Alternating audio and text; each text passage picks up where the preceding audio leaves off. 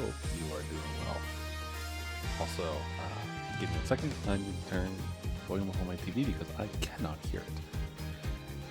Happy Monday, everyone. It is Daylight Savings Monday, which means everyone on this hellish side of the planet is tired because they lost an hour of sleep. Yep, something like that. But for you and me, at this moment right now, hopefully, you've adjusted to your new time zone and are ready to do some more Ace Attorney.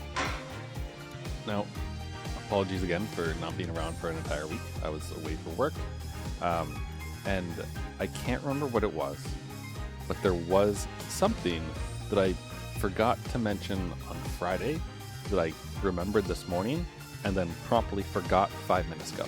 But there was something I wanted to tell you, and I don't know what it was.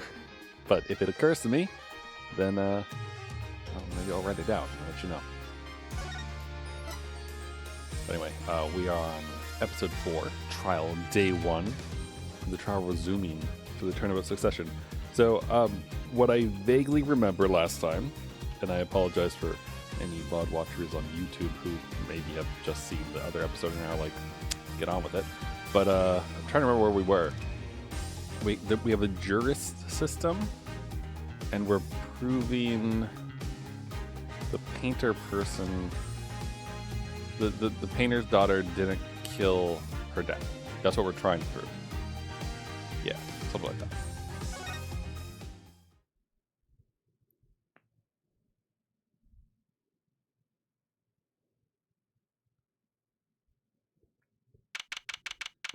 Let me take a sip of water here before we get into this.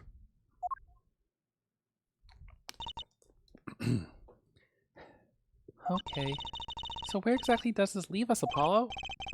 Well, the Drew Measham who was killed wasn't Drew Measham the forger, basically. Huh? Well then who was he?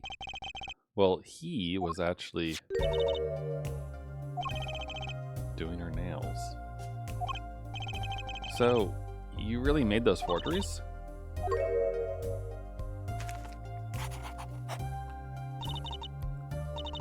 Yes, her father. I know it was wrong. Can you tell us how it happened? My father was a painter. I loved painting ever since I was a child. One day, father saw it in me. He saw that I had the talent. The talent? For making forgeries? How should I say? It was not only paintings I made. Given the materials, I could make anything. Anything. Father was so proud, and I so happy. But in the end, I was making those Forgeries. never had a good constitution or personality. I know very little of the world outside my door.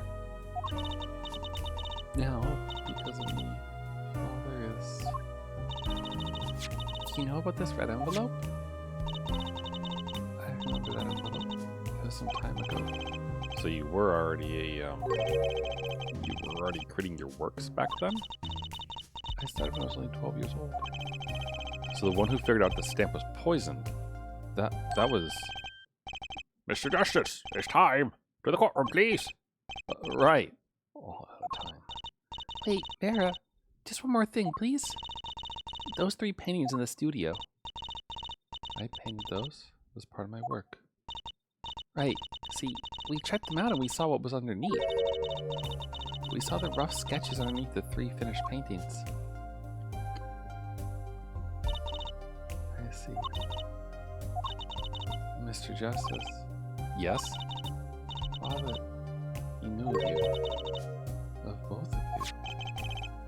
Your late father? He was watching, gathering information. All about the Wright & Co. law offices. But lately, we're not doing just law. Yes, you do tricks, gags to amuse. Well, they're not really gags. Yet when Father heard you had resumed the legal business, how pleased he was. Who was Mr. Measham? How am I supposed to know? What if he was Daddy's daddy? Judging from the relative ages involved, I'd say it's highly unlikely. Things are confusing enough with all these daddies running around. You know that the victim's daughter, Vera, was the forger. What does this mean for the case? Guess we're about to find out.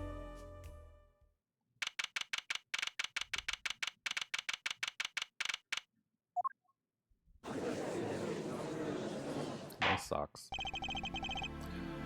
Court is now back. It's now back in session. Vera seems pretty tense. She's practically chewing her fingernails clean off. Perhaps you could begin by telling us how it all worked. How did you set this Drew Measham forger persona? There's that stare again. She's drilling more holes into his head. I know it's hard for you, but hey, he's a handsome guy. What's hard?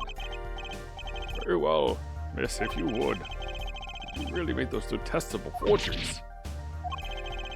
Perhaps you'd rather answer my question. Were you the one who painted that painting? The remarkably similar one? Yes. I painted it, yes.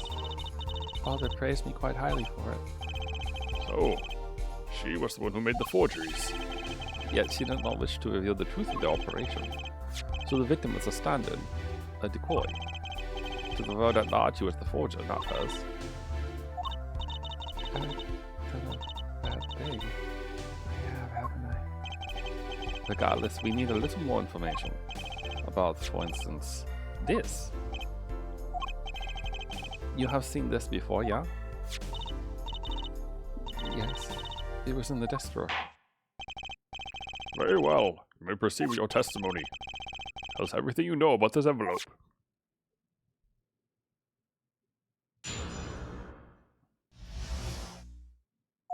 I created things and Father sold them. This envelope came after my first work. That was up to the painting. Father handled the deal, all of it. I received the stamp that was in that envelope. It was after that job that we moved to the current studio.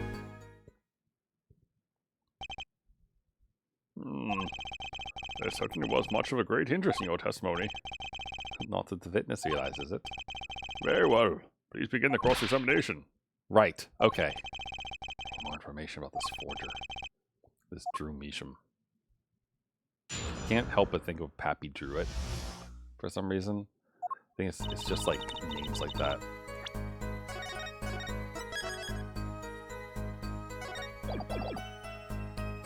Alright, let's press on everything. So, these things you're making, you mean paintings identical to other paintings, right? And the closer they were, the happier Father was. I was happy too. Still, you're quite young now. When did you begin this work? My first painting was sold when I was 12. Your Honor, she had no idea what she was doing was legal. Objection! Easy there, little attorney. You're not here to defend her for the crime of forgery. True. Please, tell us more about this envelope. This envelope that may very well have killed your father. Alright. Hold it! By other than a painting, you mean you don't even paintings up to that point? Yes. But Father had a realization. He noticed my talent extended to making things other than paintings. For instance? For instance, a letter someone had written, or a fingerprint left upon a cup, or a signature on a document, a seal upon a letter. None of this makes her sound very innocent at all. And the $100,000 promised in this letter was the start. The beginning of a new industry for Drew Measham. A new industry. The creation of items to be used in criminal proceedings. Forging evidence, in other words. Uh-oh. Hold it! So, you didn't know how the things you were making were being used? I enjoyed painting very much. I think I understand. The Fräulein has lived an unusual little world. Can you tell us what happened to the papers that were in this envelope? Father signed them and sent them back, I believe. Did he follow the instructions? Send in the enclosed envelope with the enclosed stamp. This is a rather important matter. Give your answer some thought.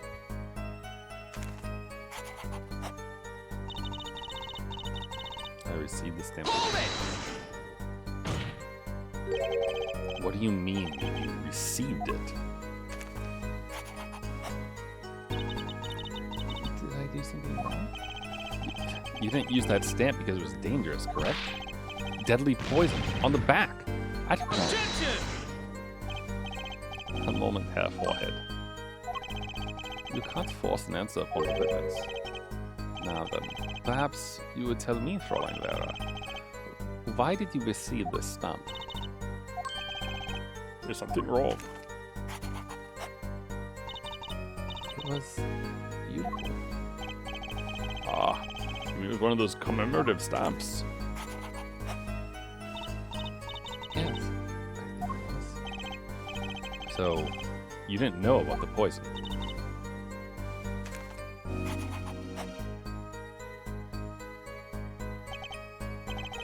I guess not. So the trap failed by chance, by mistake, thanks to this commemorative stamp. Quite the close call. Hold it! So you brought it with you then? You mean you moved to where the current Drew studio is? Yes, we saw very few people there. I began drawing picture books. This secret job had tied them to the criminal underworld. I think Mr. Nisham wished to reduce their visibility in the world at large. Well, we had to meet someone for some reason. Father posed as the creator of the work. So that was... Sorry. So that was the real essence of the artist, Drew Nisham. You did the work and he supplied the face. Oh, you really didn't know anything, did you? You had no idea how much danger you were in. Oh, it's a sad, crying face. Okay. Apparently not. About this commemorative stamp. Could you tell us more about it?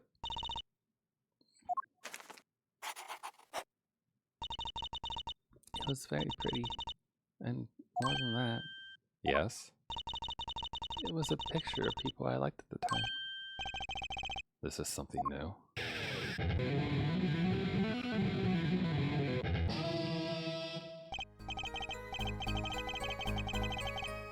Apparently we've got some cross-examination yet ahead of us. If you would be so kind as to continue your testimony, Fräulein.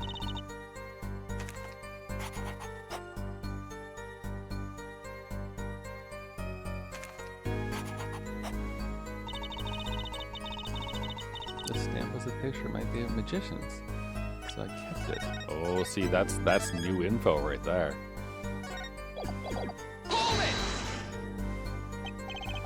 Magicians. I love mysterious things. I always have. Even though she fainted when she saw Mr. Hat. You're confusing mysterious with freaky. Father took me when I was very young. It was a great magic show. I loved it so much. See?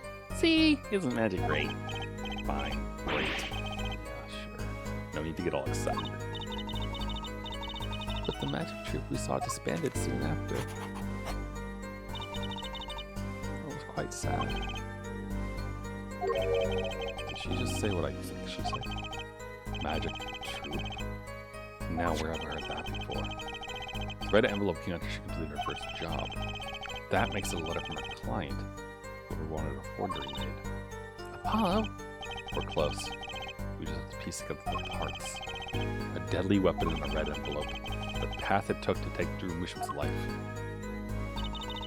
Okay.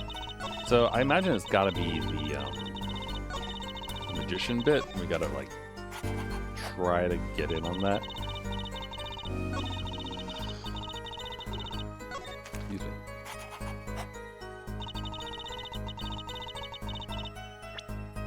Mainly I'm thinking like we probably have to show her something similar to the magicians to like get her to talk more. We have a magic show ticket. Does it have them on it?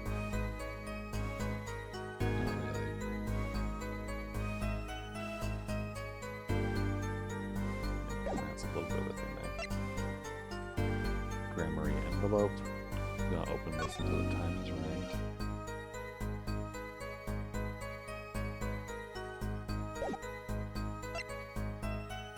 There's card.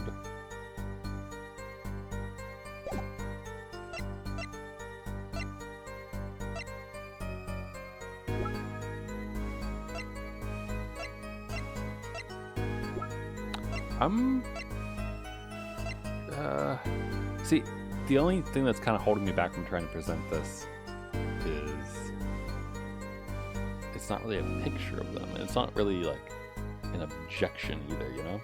You know what I mean? Objection! But I've got to know, is this it? Because this is the thing that's tied to it.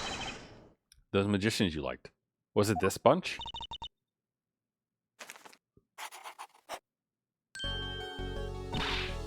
Apollo, they're not a bunch. I see. Still, I have to wonder, why include a commemorative stamp like that in a business letter? Good question. Well, pretty stamps are always better, and you can't beat Troop Grammary. But the whole murder plan was a failure because of it. Ironic, don't you think, Prosecutor Gavin? Whoa, why are you sweating? Prosecutor Gavin? Grammary. What's with Gavin? Might I ask just one question of this witness? In your testimony just now, you stated this was your first work that was other than a painting. What is this face she's making here? What is this face? Please tell me. What exactly did you make? Can I ask why? No. Answer the question. Now! Prosecutor Gavin, you're usually not the one whose volume concerns me. Yes, it is unbecoming of me. I apologize. But I must know. Please, Miss Meacham, tell me. It was a book. A single page in a book. A book? Please be more specific. It was a handwritten book. Like a diary.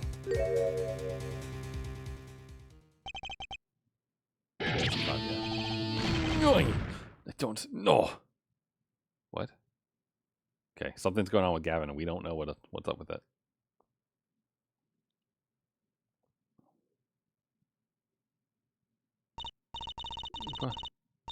What's wrong with Prosecutor Gavin?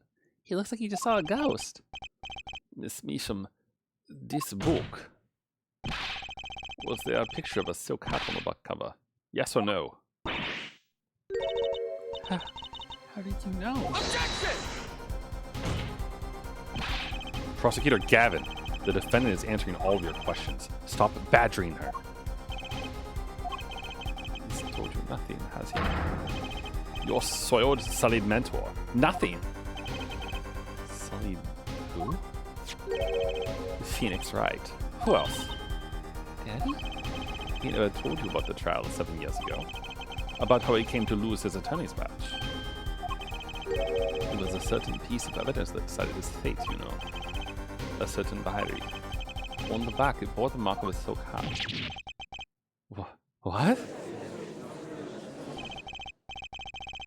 Phoenix Wright tossed out of the profession by false evidence. And the forger who made that evidence. Is this girl standing right in front of me? Vera, you must tell us. The evidence you made was used in a trial 7 years ago. Who asked Drew Meacham, you, to forge that evidence? For all of our sakes, who was it? I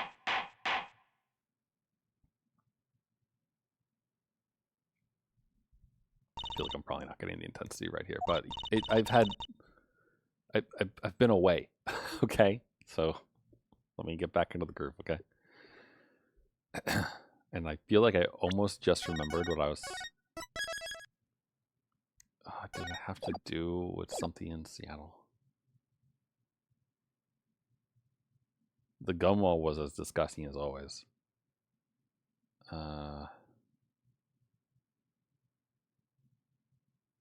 Nope. Well, maybe it was. I think I might have remembered it, but I don't think it's necessarily interesting or pertinent to this stream.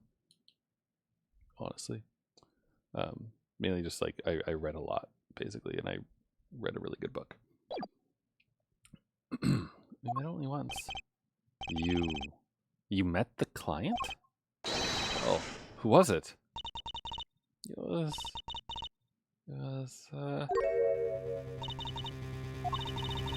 what's going on with Vera? She's staring at Prosecutor Gavin's face again.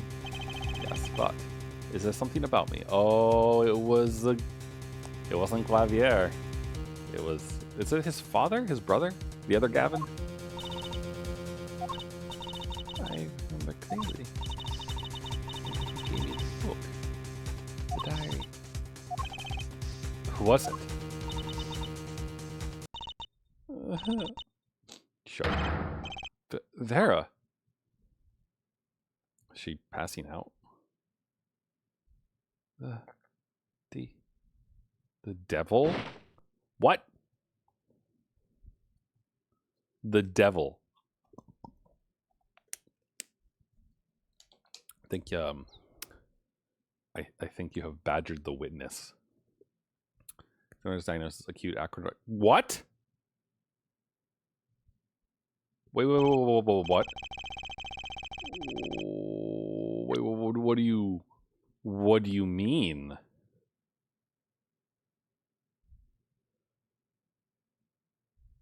But she didn't eat what? Huh? Who? Huh? How? This ends their according to the trial for the murder of Drew Measham. Vera Measham was, during the trial, poisoned by an unknown assailant. The dosage was just under the lethal amount, sparing the defendant's life. She's currently in intensive care and is not to be disturbed for any reason.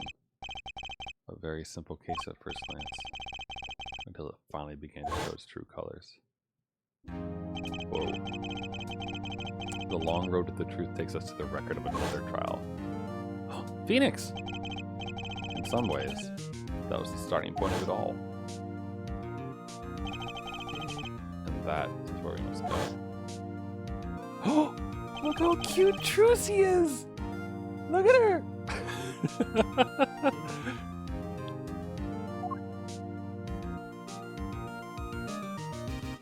To be continued. Oh. Wow. That was...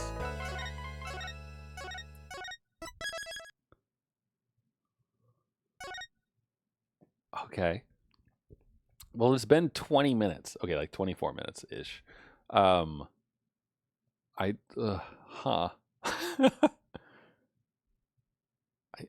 I guess we could keep going, I suppose. You know, see, the thing is that I also kind of want to play Etrian Odyssey. And I was thinking about that earlier today. I'm like, maybe instead of Apollo Justice, I should do Etrian Odyssey because I've been in the mood for it again. And then I was like, no, I promised I would play this and we would continue on to the trial and everything like that.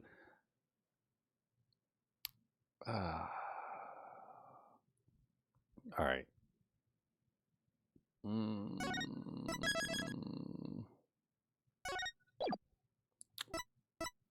Let's keep going. I don't know how long the chapter will be. I hope it's a normal amount or even like on the shorter side. Showdown time.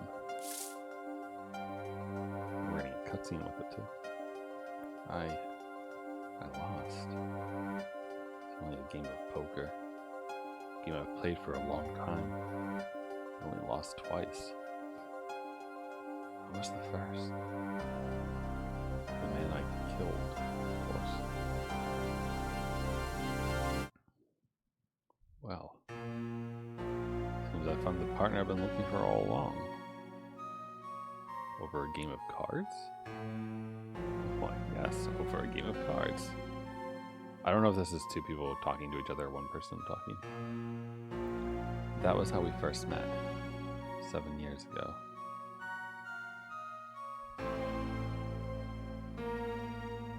Phoenix Wright's final trial. Bum bum bum. So good.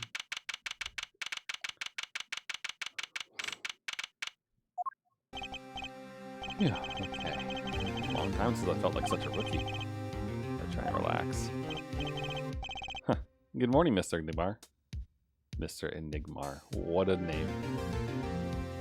I remember this is Phoenix at the height of his prowess. I'm sorry to have sprung this on you so suddenly. I received the files from your previous attorney only yesterday. Honestly, I'm not entirely sure I'm prepared. I understand I'm asking the impossible of you. Yes, well, you haven't really told me what happened yet. All we did was play cards. That was enough. Actually, it wasn't. Trust me. Look, she's so cute. Look at her. And she's wearing the same colors as him this time, instead of the blue that she wears now. I'm so glad you came. You okay, Daddy? I picking on you? I am fine as always. This old boy is here to help me after all. What's young man to you? Good morning. That's a cute outfit you have on. Thanks. My first show's today, after all. Sure it is. What the heck is she talking about? Oh, old boy. Huh? Me? We started. Here. Oh, I don't know who's like. It seems fate's clock will make me wait a little longer. At least only less than 10 swift minutes remain. To all those who have supported me in my life's work, I give thanks. Farewell. Magnific Grammary.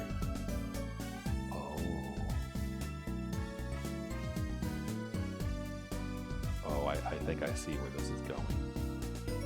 So there was a diary page that was forged, and it looks like it was a suicide note that was forged, probably. In a way to pass the fortune, or like to pass the secrets along to someone specific, maybe?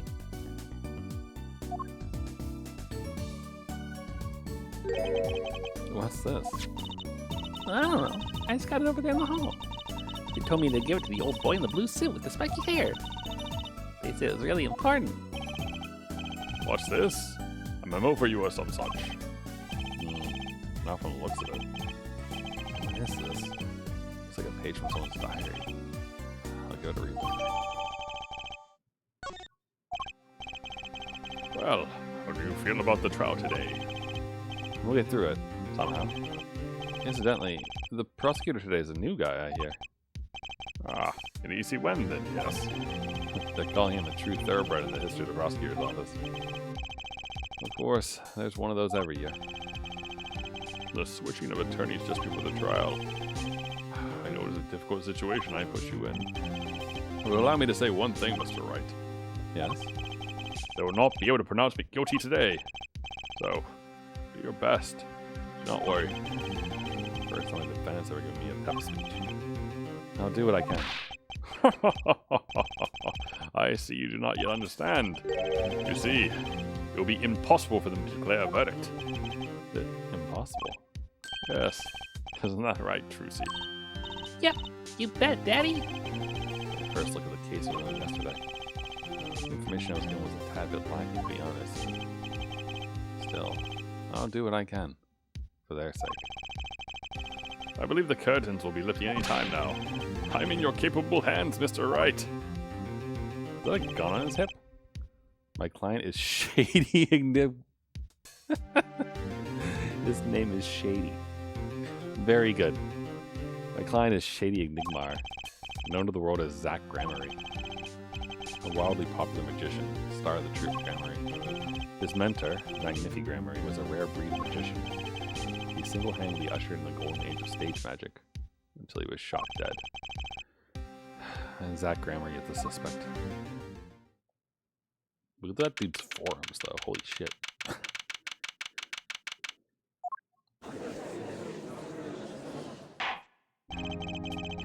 Court is now in session for the trial of Shady Enigma. The defense is ready, Your Honor. Is the prosecution ready. Mr. speaking. Is this what all the fuss is about? Bit of a buzzkill, really. Buzzkill? Is this some new kind of crime? Fun at the first. This is a trial, yeah. They are the sweaty palms, the pounding hearts. A governor's palms has got 10 times the thrill this gig's worth. Who were you again? Clavier Gavin. I came to get the party started. Legally, yeah. Gavin. Defense Attorney Christoph Gavins. Ha! Figures my bro's more famous in this part of town. Clavier Gavin. Lead singer for the mega hit band The Gaviners. You're out of your league, rock boy. I know what you're thinking. You're out of your league, rock boy. True, my debut single, 13 Years Hard Time for Love, went platinum overnight. But that's just a hobby to me compared to this, yeah. Talkative, aren't you? I like your affected Eurock accent, by the way. I'm just getting warmed up. Hey, I tell you right. Perhaps you'd be so kind as to fill us all in on the case. Oh, done, baby. Time to call on the opening act. What was his name again? Ah, yes, Detective Gumshoe. Hit it. Oh, Gumshoe, we haven't seen him in so long. All right, give me a second here. Hold on. And you are? Hey, you're the one who called me up here, sir. Name's Dick Gumshoe. I'm a homicide detective down at the precinct. Detective Gumshoe. Long time no see. Hey, you. Uh-huh. Me? Today's the day, pal. Today I win and you lose. I got confidence in my testimony today, see? What? You only lack confidence in your testimony? Hey, detective, this is my stage. Con the antics. Huh? All this hey youing and such. I could care less about your history together. Ugh. Very well. Detective Gumshoe, if you would. Please, tell us about the case at hand. It happened 6 days back in a room at the General Hospital. Nice nightcap. Also, is there a bullet hole in that clown on the left there? That matches him? Okay, that's interesting. The facts are as simple as they come. Here's the crime scene. The victim was a patient, asleep in a hospital bed. The killer comes in, puts a pistol to his forehead, and bam! Lights out. Them's the facts. Not so long ago, the victim, McNuffy Grammar, was a famous man. He had the entire country under his magical spell, as it were. Ah, yes, the great magician. He retired years ago, though. Say the name McNiffy to one of my generation, you'd be lucky to get a blank stare. Yes, though I'm sure the youngsters today know his disciples even better. I dare say Troop Grammar has made quite a name for themselves. Anyhow, the retired McNiffy's been in the hospital for the last year.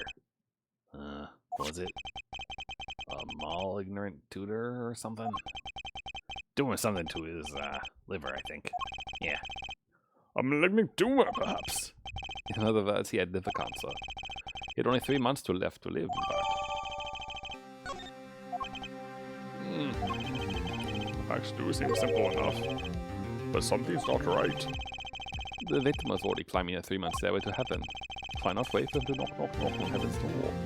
Why shoot him? I wouldn't put it quite so lyrically, but it's true. Why make the effort to commit murder when the victim was about to die? Incidentally, the victim had a serious case of diabetes. In fact, he was about to shoot up with insulin. When he was shot with a pistol, the syringe was found at the crime scene. Chronic diabetes and cancer. As much as it pains me to say it, the victim was clearly at the end of his life. Small syringe, huh? Hasn't washed and shows no sign of use.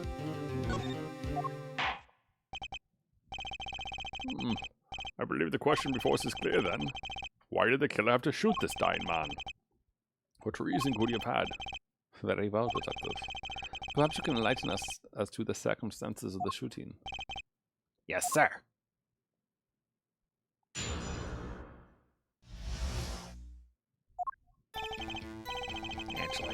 The victim kind of ordered the defendant to do him in. A few days before it happened, the victim sent a letter ordering his own murder. The defendant did what was asked of him, and shot the old man in the forehead. The bullet was fired from the pistol found at the scene, no doubt about it. And the pistol definitely belonged to the old man, sir. What? You're saying the victim ordered his own shooting? Those are the facts. I have here the letter in question. To my beloved student Zach, to you I entrust the task of lowering my life's curtain. Very unusual indeed. Oh, look at these guys. It's like a Pokemon evolution.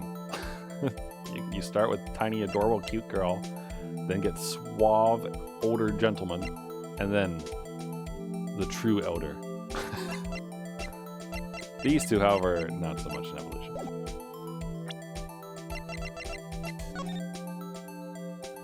To my beloved student Zach, to you I entrust the task of lowering my life's curtain. Come on the 13th, 11:05 p.m.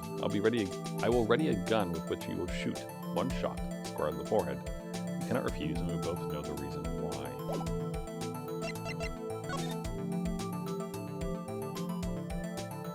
At least only less than 10 so minutes remain to all those who swim in our life's work. I give thanks. Farewell. Okay. With no hope of recovery. Requires regular insulin.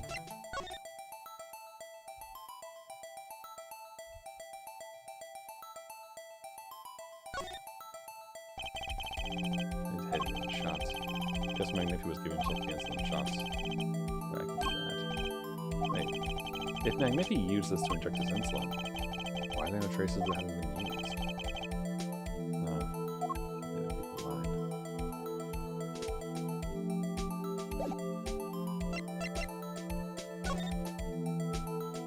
Loss of blood from bullet wound.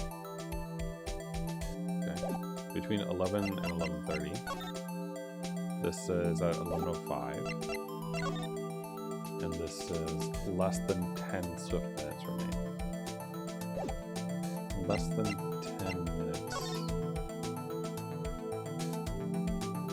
So 10:55 is when he would have allegedly written this. Ish. Okay. There's a syringe. The weird thing is, like, he's got that not blood bag, but you know, the bag with the stuff, saline solution or whatever it is, and it's you know, it's like on his pillow, not on his arm, which is very strange.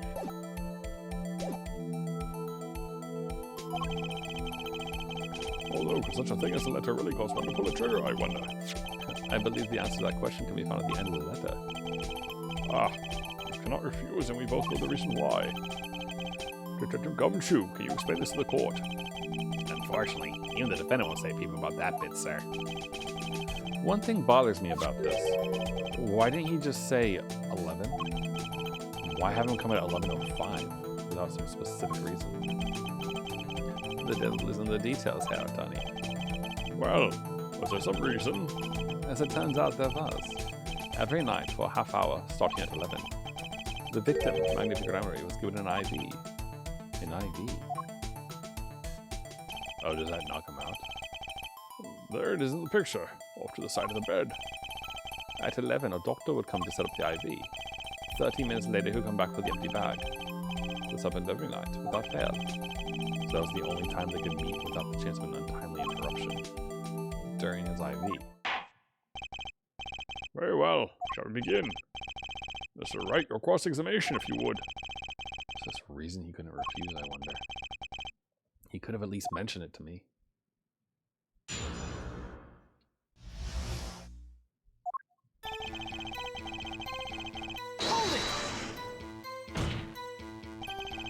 Just because he got the letter doesn't mean he went through with it. Oh, I disagree. The victim was indeed shot in the forehead after all, just as he had commanded. It could be a setup. But let's not be in such a hurry. Maybe we should let the witness talk for a change. Thanks, Thanks, pal. Fine. I can play it slow as well as I can play it fast. On with the testimony, Dr. Gumshoe. Hold it! And this letter was sent by the victim.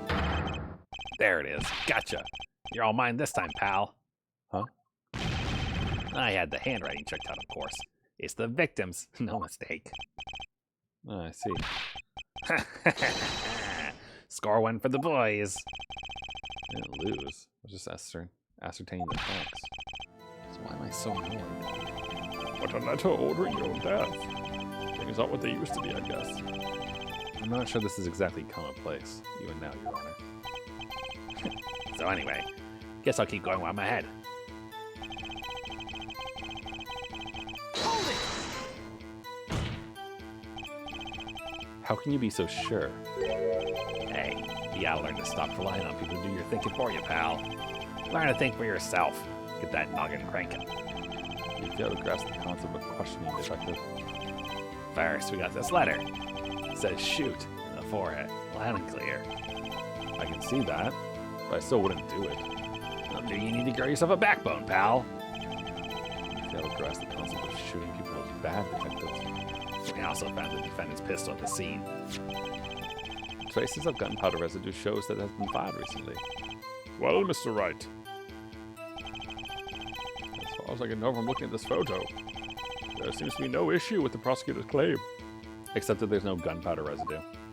If it was fired super close up, there'd be residue. Photo. Maybe there's something in there that I can use. So they're saying that the defendant shot the victim in the forehead. I think there's a hole in the prosecutor's argument. Clearly, Mr. Newmar shot something else. Looking at this photo, another possibility occurs to me. Yes. What does the letter tell us? That the defendant had a reason he couldn't refuse. His teacher's wishes. Bingo, pal. That's why the defendant popped him one in the forehead. Oh? The defense disagrees. You see, the defendant had another choice he could make. Objection! But you can prove that with this photo. I can prove he had a choice, yes. The defendant might have fired like he was ordered, but he didn't shoot the victim's forehead. Well, let's hear what you're thinking, Mr. Wright. If he didn't shoot the victim's forehead, what did the defendant shoot? Yes. Take that! The clown doll? Take a closer look. See? It's been shot in the forehead, too. Ugh, there's a hole in his forehead. Yes. And a hole in the prosecutor's claim. Objection! And I suppose you have a reason as to why he'd shoot the clown doll. He didn't just shoot the doll. He shot the doll's forehead. His forehead. Ah. Let's read the orders once more, shall we? You will shoot one shot square in the forehead. Which is exactly what he did. He shot the clown doll square in the forehead. The defense has raised an intriguing possibility. That hole in the clown's forehead. It definitely looks like it was shot. Bailiff, send someone to investigate this matter. Objection! I admit, I'm impressed. But I expected nothing less. So this doesn't mean he didn't shoot the victim. Objection! Perhaps he did have to shoot a forehead as ordered. But the letter says nothing about whose forehead. This was the only way he could have had to follow his orders without taking a life. The bullet hole in the clown's doll's forehead does demand an explanation. Might very well be a clue. Yet Prosecutor Gavin is right. It alone does not prove the defendant's innocence. You cannot say for sure. The defendant didn't shoot the victim. So sad, Mr. Wright. How sad it is to see the mighty fall. How sad it is to see the novice's overconfidence. He doesn't realize just how big this little hole is going to get. That's what she said. Detective Gumshoe, please take this newfound fact into account as you continue your testimony. Oh, yeah. The gun was shot once, right?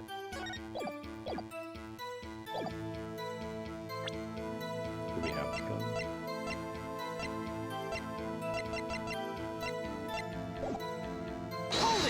press to see if we get it. So let me get this straight. You're saying my client first shot the clown and then shot the victim? Hey, not a bad summary, pal. More of a confirmation than a summary, but whatever. That was really more of a confirmation than a summary. But all defense attorney seems pleased enough with himself. These people missed a chance to mock me. Well, now that Mr. Wright's gotten that out of his system, shall we continue with the testimony? I have time to gather all the details before putting in here. This testimony might be my only source of information. Better pay attention and read this letter carefully.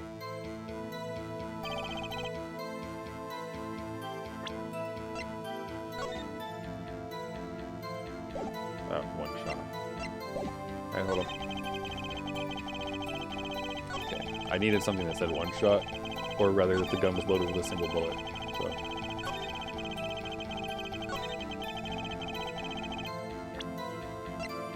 Objection! Your Honor, that statement contradicts this evidence. Does. I don't see anything contradictory. Really? Objection overruled. Excuse you? Whoa. What are you on about? I will ready a gun with which you will shoot one shot. Oh, it doesn't say that the gun only has one.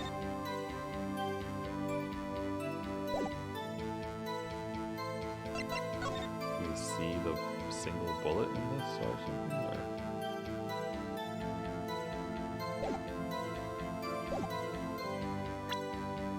Objection! Can I point out that? No. Alright, hold on. Also, it's nice to see Gumshoe in this. Just saying.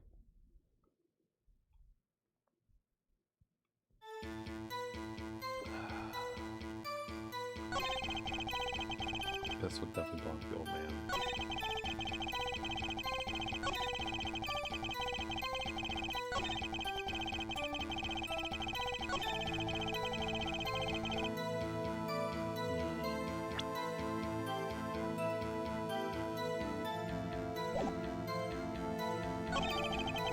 Okay, hold on. I'm gonna. So my save point was right before I pressed on the last one, right? So let me press on it again just to get his dialogue that says we should look at the letter and then see if anything changes with that.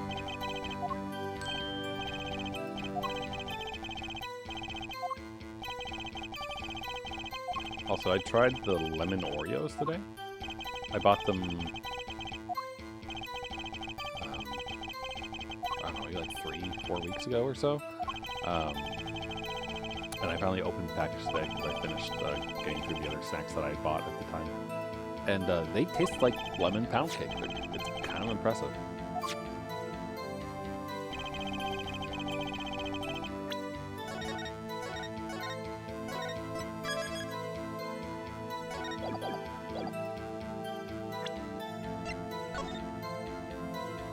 To you, I entrust the task of lowering my life's curtain. On the 13th, 11:05 p.m. I will ready a gun with which you will shoot one shot square in the forehead. You cannot refuse, and we both know the answer why. Know the reason why.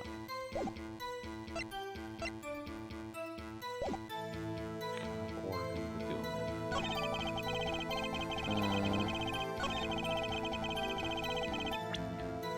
We could say that's not true, right? Because it doesn't explicitly say. No, okay, never mind.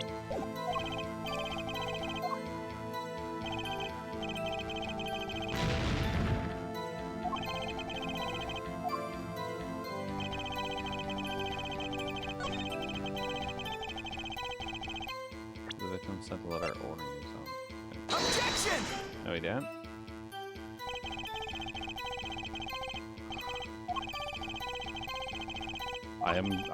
I am doing a little bit of brute forcing here, but given the fact that I can't actually examine anything.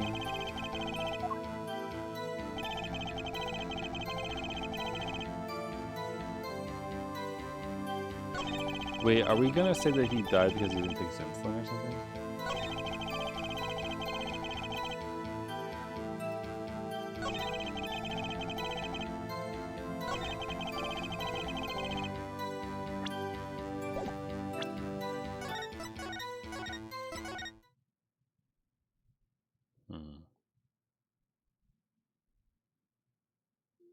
Oh wait, maybe which one was it that I pressed on and I got like a new bit of info?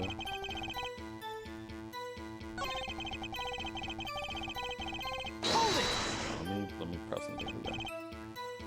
Was that a letter? Yeah. Was this the one where we had a choice of something?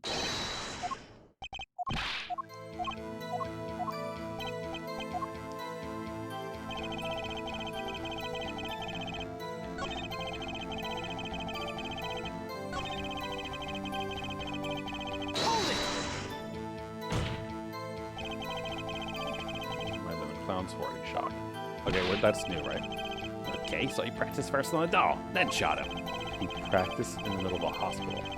Anyone could have come in at any moment. Yeah, but no one did come, did they, pal? Besides, it's what I would have done. Always look before you shoot, I say. Might I suggest we move home? Yes, no bad. Patients will get there sooner than you think. Very well. Please continue your testimony, detective. No doubt about it. You mean this pistol? The one in the crime scene photo? That's the one. Funny looking gun. There's no mistaking it. We've compared the bullet taken from the victim's skull with the bullet fired from this gun. The rifling marks on the bullet were a perfect match. So, you verified the murder weapon, in other words. You bet we did. Okay, but can you give me that? Can you give me the pistol, though, so I can examine it? Why are you so certain? Pal, as soon as your head been stuck in all this time, pal. Never heard of Zack and Valent's quick draw shoot 'em? Huh? What's that? One of the defendant's specialties. Zack and Valent stand on either side of the girl. Then they shoot, but the bullets don't hit her. Instead, they hit everything else on the stage. It's one of the pistols they use in their show. Got a great design, huh? Kids love it. Many boys and girls joined the police because of that pistol idea. You know, that would explain a lot about the police force. True grammar, he stopped doing that a while ago. The old man held onto that pistol ever since. The court would like to see the pistol in question. You got it, sir. Here she is. Well, this truly is a blast from the past. It's a stage pistol for magic shows, see? But it can fire real bullets. It looks so much bigger in real life than on TV. Yeah, but it can only hold one round. By the way, the pistol's firing chamber is empty. It shows traces haven't been fired recently. So, were any fingerprints found on the gun? Unfortunately, no. Of course, the defendant is known for wearing gloves. We might say that a lack of fingerprints is in fact a fingerprint of its own. Aha! Intriguing point. Well made. Whoa. Not well made. Not intriguing. In any case, the court accepts this evidence. Thank you. My grandchild will get a kick out of seeing this. But now it's time to return to our testimony. Alright, here we go. Now we know that it's single shot.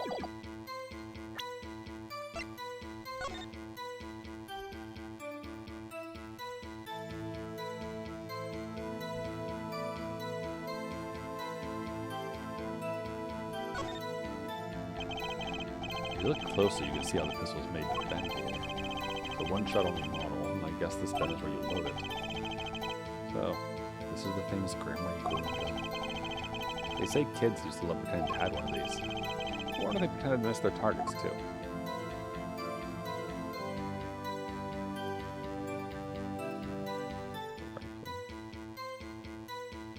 Alright. Fires one bullet. Objection! The trickiest cases often seem the simplest. Prosecutor Gavin, you missed the bullet hole in the clown's forehead. If you hadn't missed that, you might have come to a very different conclusion. Understand? Yeah, but like I just said, pal, after he shot the clown in the forehead, he went and Objection! did nothing of the sort to the victim. The pistol proves he could not. The murder weapon. How? Quite simple, Your Honor. This pistol only holds one bullet at a time. Ah, If he had shot the clown in the forehead, he couldn't have shot the victim too. Objection! That's not a contradiction. Not even close. All he had to do was reload the pistol after the first shot. Objection! Oh? Where did he get the extra bullet? They're not so easy to come by, you know. If you claim the defendant had one ready, then prove to us how he got it. I had a feeling this wasn't over yet. No, this party's just getting started. And I haven't proven anything yet about my good books and startling record sales. And utter lack of humility. oh, what's this? It seems that the prosecution has another witness prepared. Like I said, Herr Detective, it was just a warm-up. Now that the audience has gotten a taste of what's to come, they're ready. Ready for what? For my decisive witness, of course. A witness who you will find can prove one thing for us. That it was Zach Gramery who shot the victim in the forehead. Very well. We'll pause for a 15-minute recess. Might be my lucky break. I'll need that 15 minutes to talk to my client, Zach. Court is adjourned. Oh, another to be continued. Holy shit. They're throwing all the to be continues out at me today.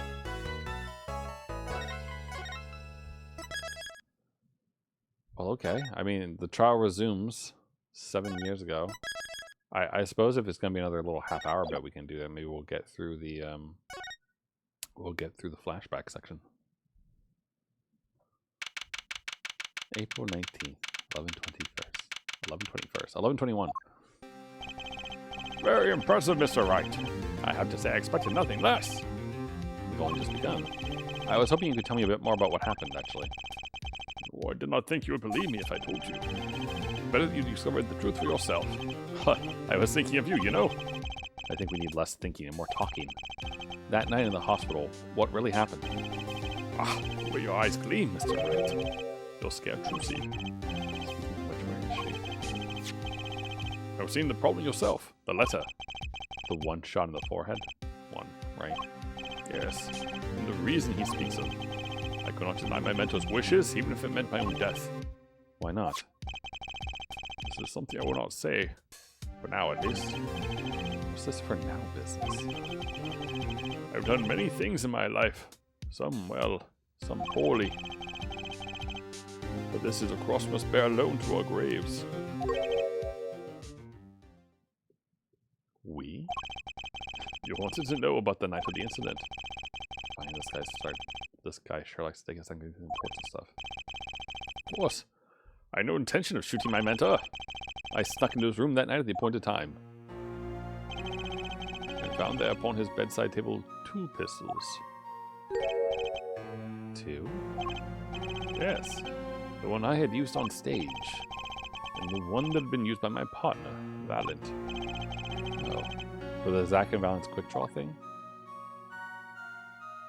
My mentor had the look of one sleeping. I stood by his bedside, hearing only the light sound of his breathing. Then I took the pistol into my hand. I cannot deny that my resolve faltered then for a moment. You faltered? You mean you thought about shooting him? Recall, there was a reason I could not refuse his request. His last such request, though not his first. So, there were other requests you couldn't refuse before? To be honest, I've not always been steadfast, and I fear I brought pain upon Trucy. Was my nephew coercing his disciples somehow? Just what was going on in the true grammar? Yet, in the end, I did not shoot him. Instead, I turned and shot the clown. I took the pistol I had fired and placed it in my pocket. In your pocket? I believe if you examine the bullet in the clown's head, you will find it to be different than the one of my mentor.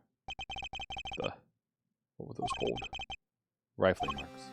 Yes, well, that is all I have to tell you concerning the case. Concerning the case? You mean there's something else you can tell me? Oh, you are a fascinating man, Mr. Wright. Thanks. Yes, there is something. My mentor, his eyes opened. What? Magnific Grammary? The old devil, he was not asleep, you see. Of course, the gunshot would have woken him anyway. And there we had our last discussion as mentor and pupil. It was not a long discussion. Maybe 5, 10 minutes or so. What did you talk about? Mr. Wright, did I not just tell you? It does not concern this case. Zach Gramery. He seems pretty steadfast to me. Or maybe just stubborn. Mr. Wright, your presence is requested in the courtroom.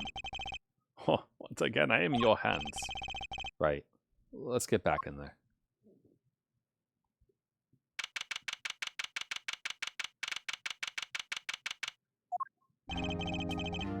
Court is now back in session. I need water.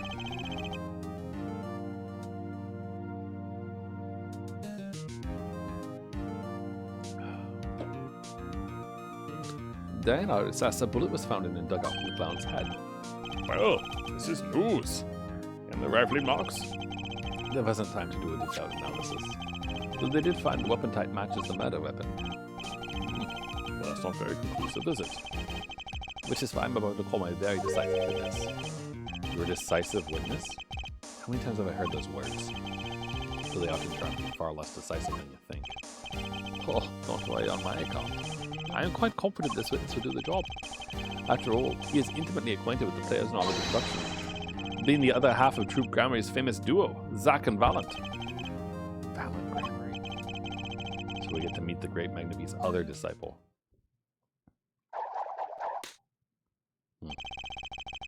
Perhaps we'll start by asking your name and occupation. Valent Grammary, Magician. And you're the decisive witness, are you? You can prove your fellow student, your partner's guilt? Fate. The grand illusion. Filled with traps and tricks. Wait, the shooting took place in that hospital after 11 o'clock at night. If you're a witness, does that mean you were there that late? If one were to deduce this logically, The conclusion is yes. Okay. Let's get the characters done. I have an interesting fact for you. You see, several days before the crime, my witness received this. That looks very familiar. Wait. That's the same letter Zach Grammary received. Yes. Or perhaps I should say, ta-da! Order. Order! And what does it say? Surely not the same thing. Perhaps you should see for yourself. It says 11:20. Why, it's practically the same. The court accepts this into evidence. This is most unusual. Exactly what was going on with you folks? What exactly was your Troop Grammary up to? By which you mean? I'm just having trouble envisioning a man who would task his students to kill him. Both of them, no less. It's just my opinion here, Judge. But from these letters, I'd say he was coercing them, or tasking them. We walked the magician's path together, and in so doing shared much of our lives. When people are so close, there's strain, a warping of relations, you might say. Yet this has nothing to do with the case at hand. By which we mean you're not going to tell us. Which makes me wonder even more about this reason they couldn't refuse. Well, let's get on with the testimony for starters. The defendant, Zach Grammary, stands accused. Tell us why. Oh, I'll do more than that. For where he walks, the red roses rise, singing hymns to the miracle that is magic. Fascinating. Though I hardly need to remind you that the evidence could just as clearly point to you as a suspect. The letter, the murder weapon, and now the 2 bullets found at the scene. In fact, the only difference seems to be the designated time. As every magician knows, timing is everything. Oh. Do you think that the letter that we have 7 years from now that Apollo has that we were told not to open yet is the actual letter that Valent was sent and it has a different time on it or something like that? That would be interesting. Yes. Yes, and now it is time to get this party fired up.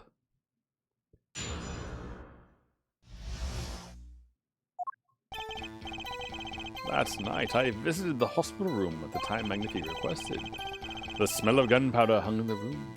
My mentor had taken his final bow. I did not imagine my fellow student might have received the same instructions. Yet a deal with the dead is still a deal. Death's sweet kiss I gave to the clown. Then I informed the doctor and the police. So you're the one who reported the crime? Indeed. I would think this fact alone would clear my name of suspicion. Let's not jump to any conclusions. Yes, the cross-examination generally comes before the conclusions in this court. But if your testimony proves to be true, then the defendant, Zach Gramery, is guilty. And if it wasn't Zach Gramery, then the killer was you, Valent. And no disappearing act will get you out of that. I wonder if Chusi's first show is going to be making one of them disappear.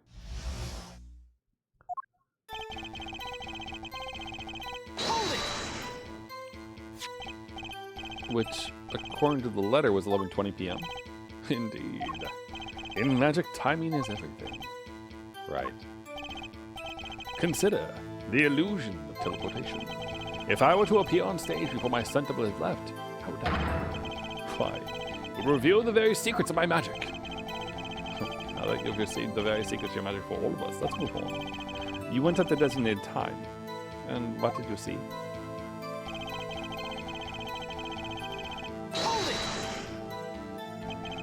So, you weren't worried for your own safety at all? I mean, you smelled gunpowder, yes? What if the shooter was still nearby? I did not consider this, to be honest. It is forbidden for a magician to have a good imagination. Really? Isn't magic all about illusions and imagination? How about this? You were the shooter, which is why you weren't afraid. Now you are the one imagining. It is forbidden for a lawyer to have a good imagination. The witness will refrain from pausing so suspiciously before responding. My forbidden imagination is starting to imagine things. I did not imagine my fellow student might receive the same instructions. Which brings us back to this reason neither of you can refuse. So it does. And my partner, he did not refuse. But Magnifi wrote the same letter thing to you. Why could you refuse if Zach couldn't? Because I have a will of steel. Of course, I also do this trick where I bend steel bars. So perhaps steel isn't also strong. So which is it? Mind if I continue?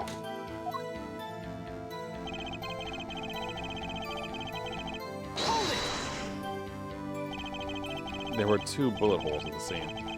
One in the victim and one in the clown. You're saying the one who shot the clown was you? No doubt my partner Zach has said much the same thing. Yeah, because whoever didn't shoot the clown committed murder. I better dig around here a bit more and see what I turn up. Mr. Valent, let me ask you about something else concerning the crime scene. Namely... Let's see. Bullet in the pistol, the location of the pistol, and the number of pistols. The number of pistols would be a good one to get answered. Because if he says 2, then that is wrong. Because that could have taken the pistol with him. The location of the pistol, the bullet in the pistol. Let's ask what the number of pistols. How many pistols were there when you entered the room? By which you mean what, precisely? 2 pistols were used in the Zack and Valiant quick draw shoot 'em, correct? One for each of you. You are well informed, yet only one of my old friends sat in the hospital room that night. What is Zack coming back in the lobby? Of course, I had no intention of shooting my mentor. I snuck into his room that night at the appointed time and found there upon his bedside table 2 pistols. I took the pistol I had fired and placed it in my pocket. I see no problem with that statement. Only one pistol is visible in the photograph of the crime scene after all. So you picked up that pistol and fired it? Indeed I did. Alakazam. Alakazim. Alakaboo. Is the number of pistols really so important? The number of pistols is quite important, Your Honor. Very well. Please add this detail to your testimony. What can I do but obey?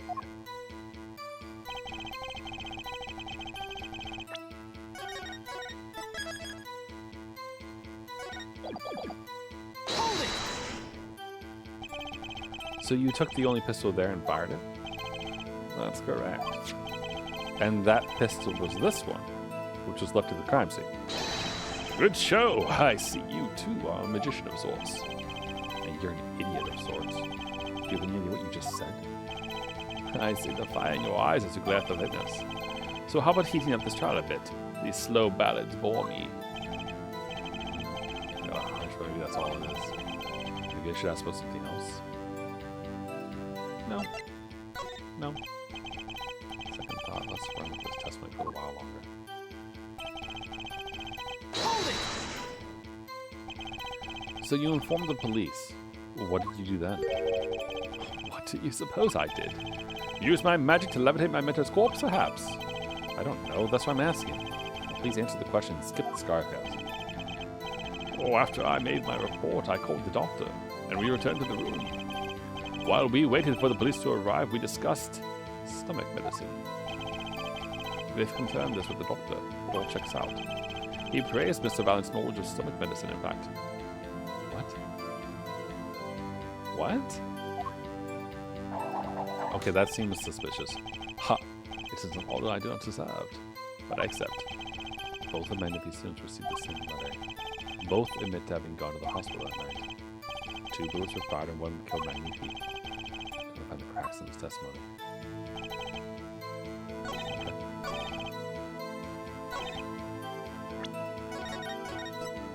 So... Okay.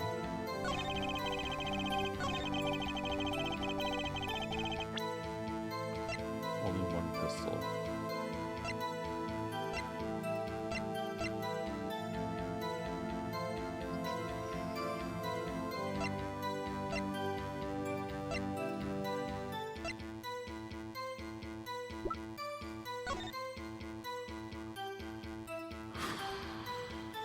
With which you will shoot 1 shot from a 40.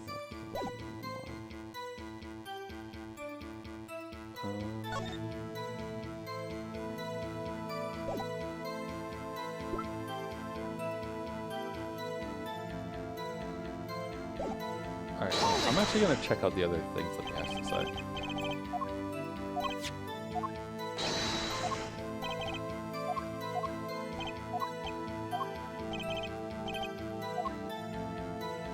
Okay, I'm going to smell the bullet. I think the location of the pistol might be interesting too, but with the bullet. In order to shoot a pistol, you need a bullet. Where was the bullet? I entered the room and took the pistol in my hand. The bullet was already loaded, ready to fire at any time. A magician is always prepared, you see. Prepared for... One never knows when a miracle will be called for. A magician always has 7 doves in his pocket and a white rabbit up each sleeve. Clearly, we're dealing with professionals here. Is this bullet that was loaded in the pistol really so important? No, not really. Actually, let me ask about something else. Very well. The witness who may expect to give the testimony. What can I do but obey?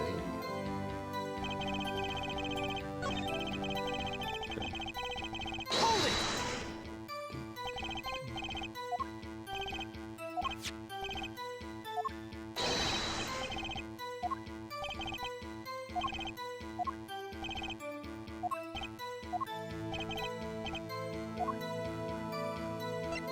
That's for the location.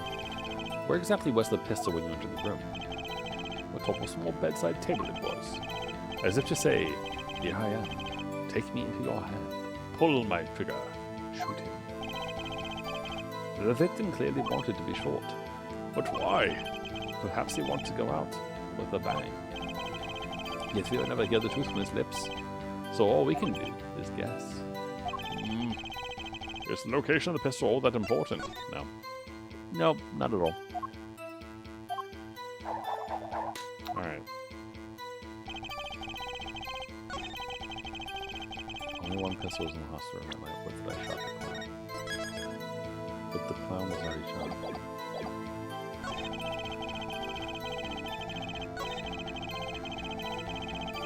The smell of gunpowder hung in the room, and then I tried taking the smell. So he's saying there was already gunpowder.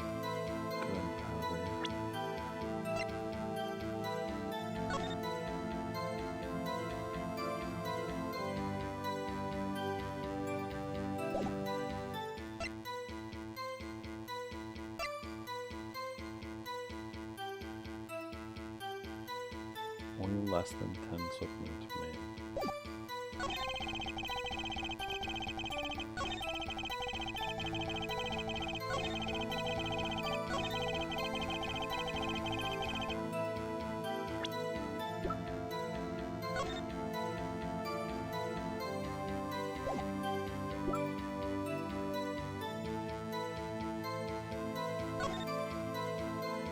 And we don't have the actual bullet for rifle, right?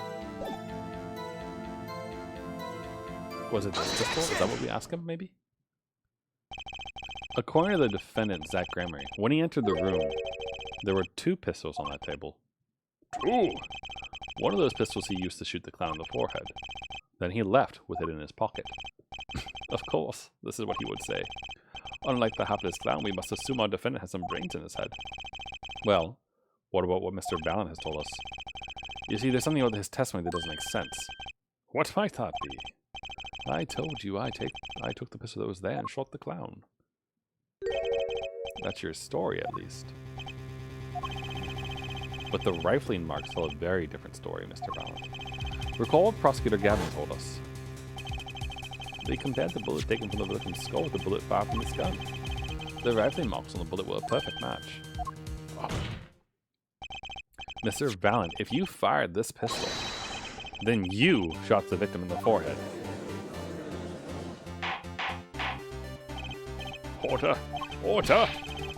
Well, this is all rather sudden. Objection! What have I done? Prosecutor Gavin, I owe the court an apology. Sorry. Sorry for what? You see, I was unaware that 2 of these unique pistols were crafted. The analysis of the rifle marks only proved the type of gun. Objection! Oh, that's bullshit, you know it. But that's not what you told us before. You said you'd verified the murder weapon. Which is why I'm apologizing to you now. Quite sincerely, I might add. Would you hold me accountable for a mistake made in my youth? Yes. That was just this morning. I am still young. And I might add, it wasn't really my fault. If the defendant had only admitted he took 1 pistol from the scene of the crime, we would not be having this pleasant discussion now. Madam Gramery, Yes, Your Honor. you were present to presented this court as a decisive witness. But you've proven to be more divisive than decisive. Objection! You'll see in time. The testimony so far has merely been a review of the facts. The proof comes next. Care to elaborate, Prosecutor Gavin? When Mr. Valiant entered the hospital room, the victim had already been shot. As his next testimony would prove, Herr Wright, the real fight is about to begin. Bring it. Very well. The witness will now testify to the court. Help us determine who shot what. I arrived in the hospital room at the appointed time, which is to say 11:20. After discovering the body, I fulfilled my obligation, then called in the doctor. The doctor examined the body before the police arrived. It was quite clear about the time of death. 11:10. And the one in the room at that time was my partner, not me. But he said to come at 11:05. Those times are rather close, you have to admit. You're talking about an alibi established over a matter of minutes. To use a 10-minute discrepancy as the basis of your alibi. It's easy to explain in this situation here, Judge. For example, take our debut hit single, 13 Years Hard Time for Love. Cue to the song, press the play button, and it will play for 2 minutes 15 seconds. Do it 100 times, the result is the same. Their debut single was only 2 minutes and 15 seconds long? What a ripoff. Magic is a word of utmost precision. Hocus pocus requires admirable focus. And in the time of death determined by the doctor, there's an incontrovertible truth. Very well. The prosecutor warns us that we're dealing with rather precise times, and we can expect the cross-examination to require the same level of precision.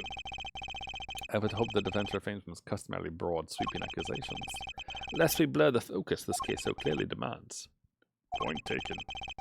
Baseless remarks will result in a penalty. Carry on, Mr. Wright. Carry on. Right.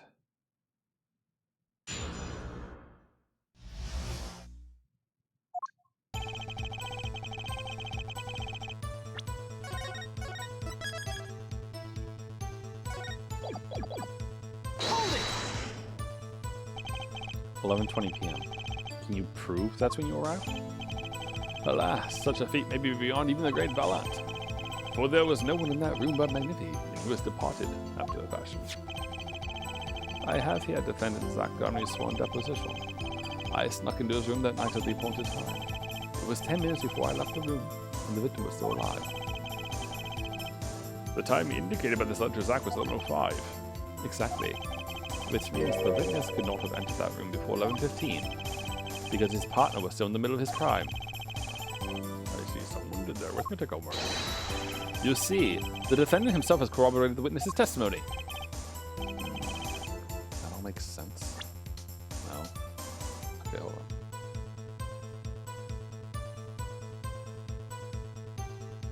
I snuck in his room that night at one at a time. It was 10 minutes before I left the room, and the victim was still alive. So 11:05 to 11:15. Which means that the current witness could not have entered that room before 11:15. Yeah.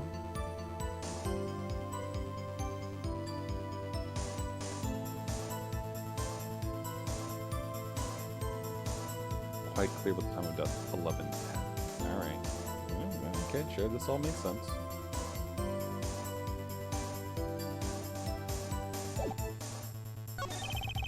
I don't see any problem with that testimony. If you say so, let's continue, shall we? Sometimes the most magical thing of all is the truth. Hold it! You walk in on a murder, and the first thing you do is shoot the clown. The disciple does what the disciple must. My mentor's request without reason had caused for me a surfeit of sorrow. But what would I, Valant, be now without him? May the soul of Magnifi the Great find greater peace above. This I muttered to myself as I pulled that lonely trigger. In any case, I believe this is nothing more than what we've already learned. I am still waiting for one of those right moments, Herr Attorney. May I remind you that baseless remarks will earn penalties. Excuse me. Proceed with that in mind. Yes, Your Honor.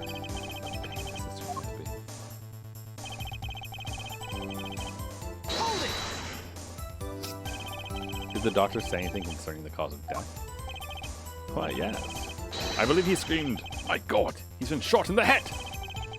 Doesn't take a doctor to notice that. I probably would have screamed the same thing. And I would have penned the requiem that arose in my soul at that horrid sight. Whatever happened to good old-fashioned investigation? In any case, I believe this is nothing more than what we have already learned. I'm still waiting for one of those right moments, Herr Attorney.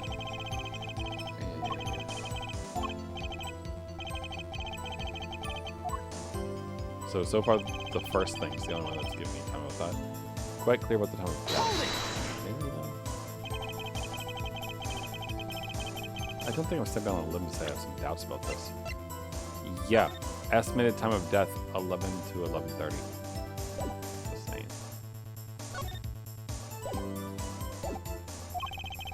How could the doctor be so precise with the time? We do usually only get an estimated time of death true. I'll show him how to verify time of death. Magic revels in making the complex appear simple, but reality is the opposite. What appears complex in this case is a simple matter of subtraction. I see another person has done their arithmetic homework. The point here is the fall the victim was taking, or sorry, IV. It's quite visible in the photograph of the scene. Recall what we'd heard earlier about the victim, Magnifi Grammar schedule.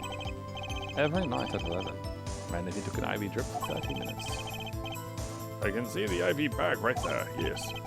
Now look a little closer. Follow the tube down from the back to the end. Ah, the needle's been removed. Doubtlessly, it fell out when he was short.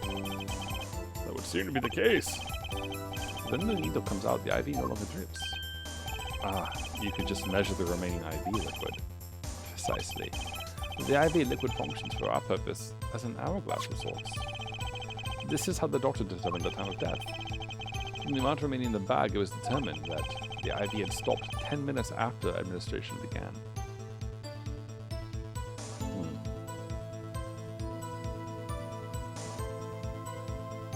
So, Zach shows up at 11:05, talks to him for 5 minutes, and then removes the IV? Why? And so it was. When I, Valent, entered that room, 10 minutes had passed since that horrible crime was committed. And this is the proof. I don't think that's quite right. Well, Mr. Wright. That seemed important. Sure. Well, seeing how it is the biggest clue we have to the time of death, I'd say it's very important. Agreed. You ought to imagine a more precise way to determine the time. Behold the powers of arithmetic. Very well. The witness will add this detail to his testimony. Sometimes I'm the most magical thing of all. Is the truth.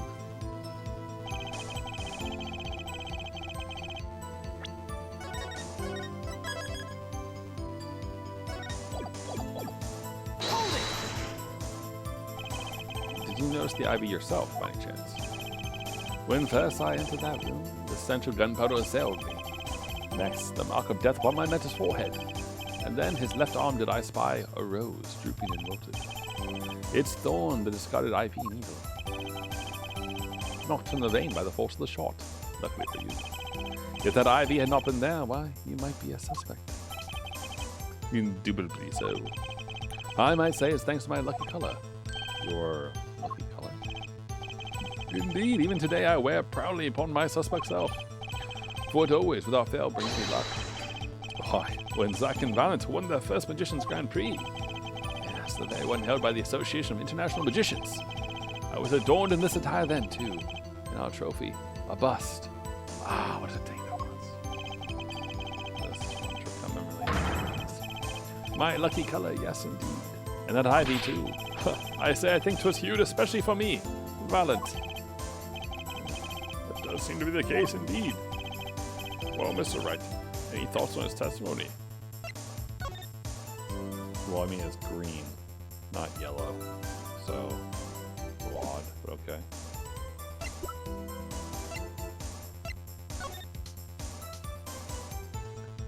"30 minutes required to administer full IV, putting out remaining IV time, stopping 10 minutes after admission begins.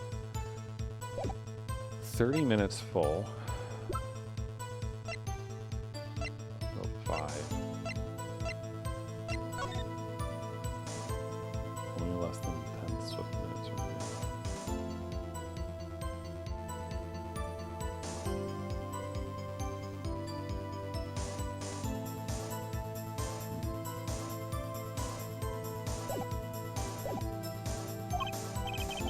Valent sure looks happy with himself.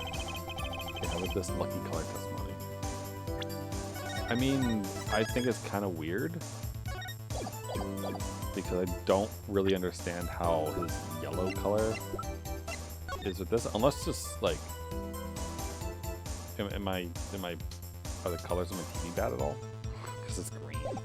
Like the strap is like Band-Aid color, but that's not really the same. I don't see any problem with that testimony. If you say so, let's continue, shall we? Okay, yeah.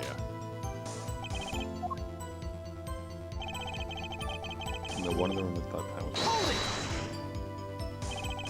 You entered that hospital room at 11:20. The time given by the defendant, Zach Gringo, was 11:05. You didn't run into him at the hospital that night? This is why I never perform with amateurs, you see. Picture, if you will, the nighttime hospital. Outside, only the pale light of the moon. If two dressed as we were to meet in such circumstances, I dare say that would ruin the mood completely. the mood isn't in question here. I believe the witness is saying they didn't meet, yeah? For what is magic if not the study of beauty? Us meeting was not only out of the cure, out of the question. It was an impossibility. For what is magic not to say ought to make absolutely no sense at all. That said, was there a contradiction in there? Us meeting was not only out of the question, it was an impossibility. Not... It's weird that he would know. Because it sounds a lot like he knew that Zach was being told to come as well. 11:20, 11:10.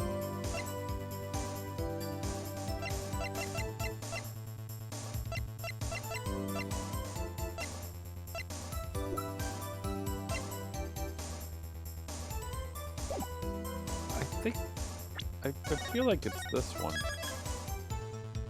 The color is whatever. I don't know if I can scroll up far enough to see the other one or not.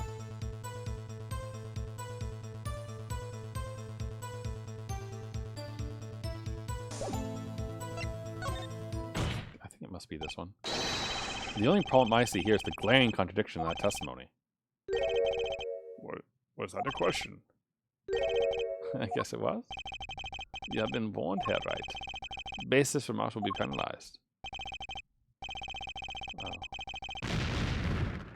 Okay. So I don't even get to, like, attempt to do anything. Okay. Also, I think I just loaded an autosave.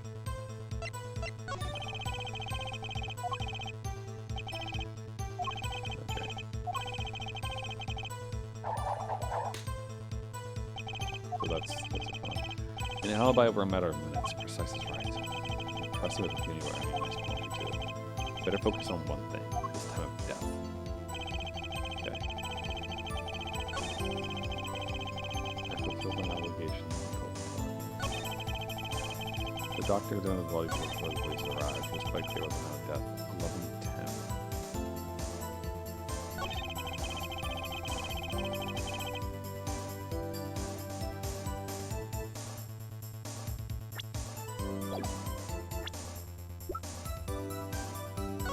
So, 30 minutes required to administer the full amount. From the amount remaining, the IV stopped 10 minutes after administration began. Then it started at 11:05.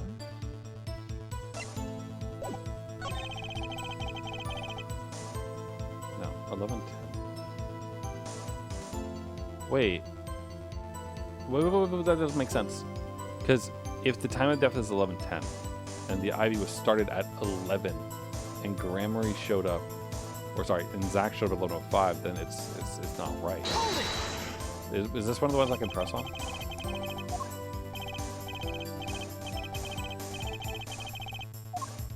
Or is it a different one?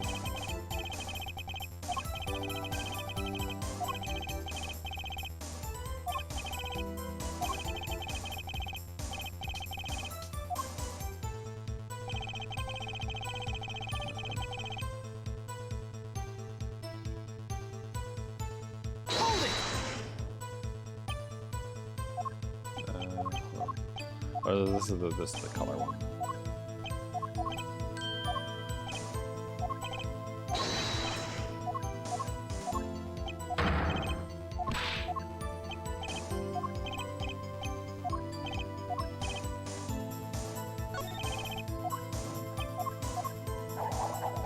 Shut up. Okay, so back to the very first one then.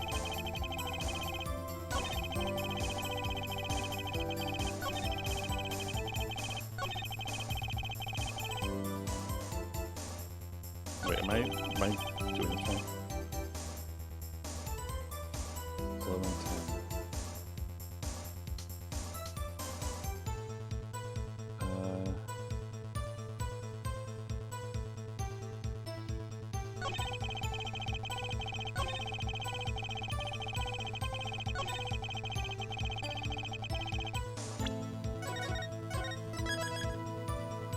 Now I'm second guessing myself here. Hold it! 11:20. Can you prove that's when you arrived?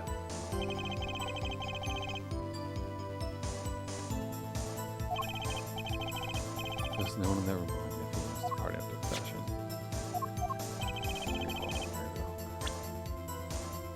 I snuck in his room that night one time. It was 10 minutes before I left the room and the victim was still alive.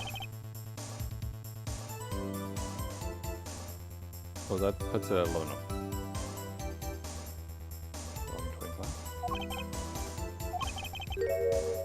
The witness cannot have entered that room before 11:15. Because his partner was still no crime.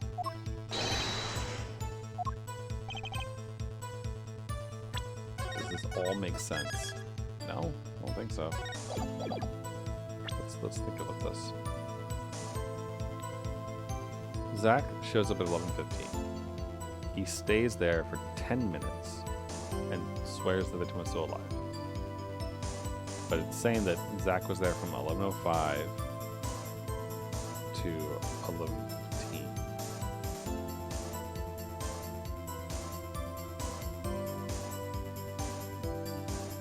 But the IV shot starts at 11, right? Is it in this one?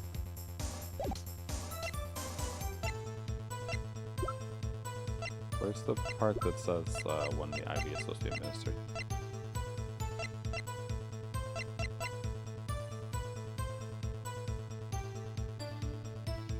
At last, releasing less than 10 swift minutes remain.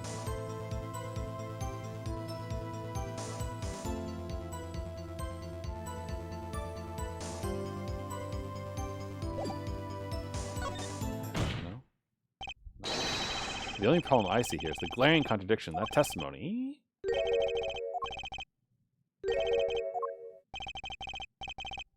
Okay. Alright, I'm not sitting through that again.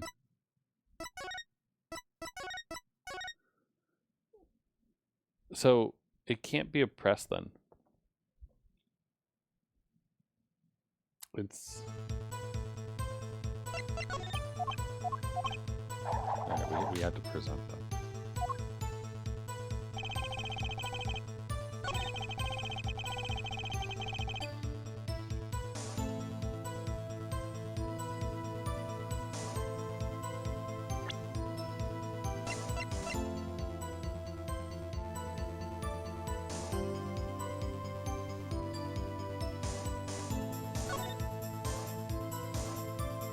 Less than 10 swift minutes remain.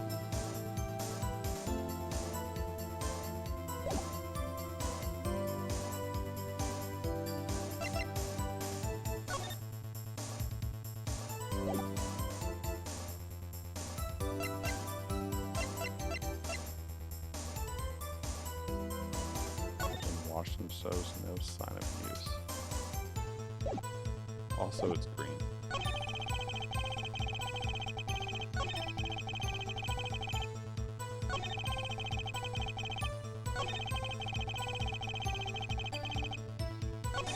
Is it this one that has the Hold it!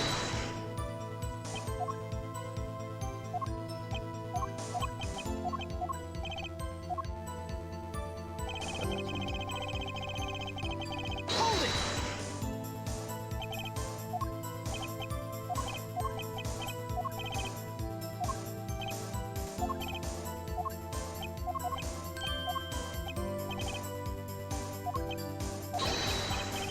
Where's the font's color?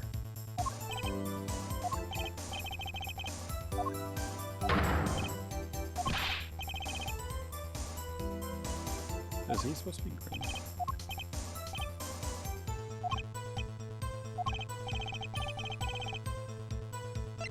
The ivy has green in it. It certainly sounds like your lucky colors brought you plenty of luck. Not this time. Mr. Valiant, your lucky colors betrayed you. I'm afraid you've lost me. Your Honor, the witness's testimony just now clearly contradicts the evidence. you are. Please recall my warning at the beginning of this cross-examination, Mr. Wright. Baseless accusations will be duly penalized. I do hope this latest accusation is well-based. Don't worry, got all your bases right here. All your bases. They belong to us. Very well. Let's get the defense's claim. Where's your evidence that contradicts what Mr. Van has told us? Alright, we can either go with this one or this one. I wonder what this one. Take that! It is green. Pity. That didn't do it for me, as the kids are fond of saying nowadays. Perhaps you can explain it in such a way that it would.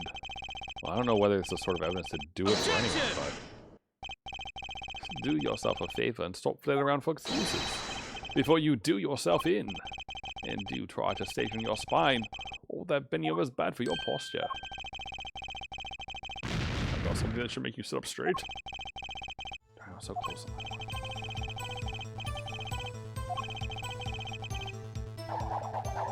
Huh. Really?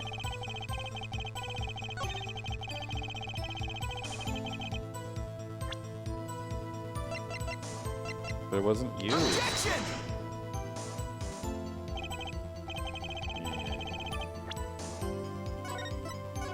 Yeah. Go back. Do. Alright. There's contradiction. Yeah. Alright. We already saw all this. Wait, what? Wait, what? Wait, what? I guess I'm on the wrong thing.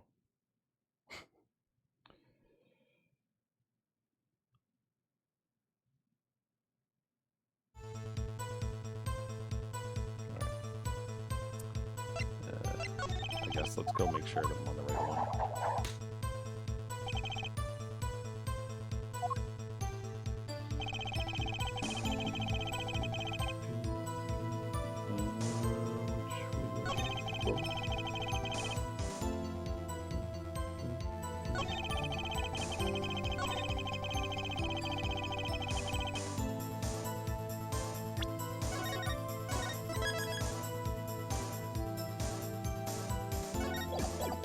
Hold it!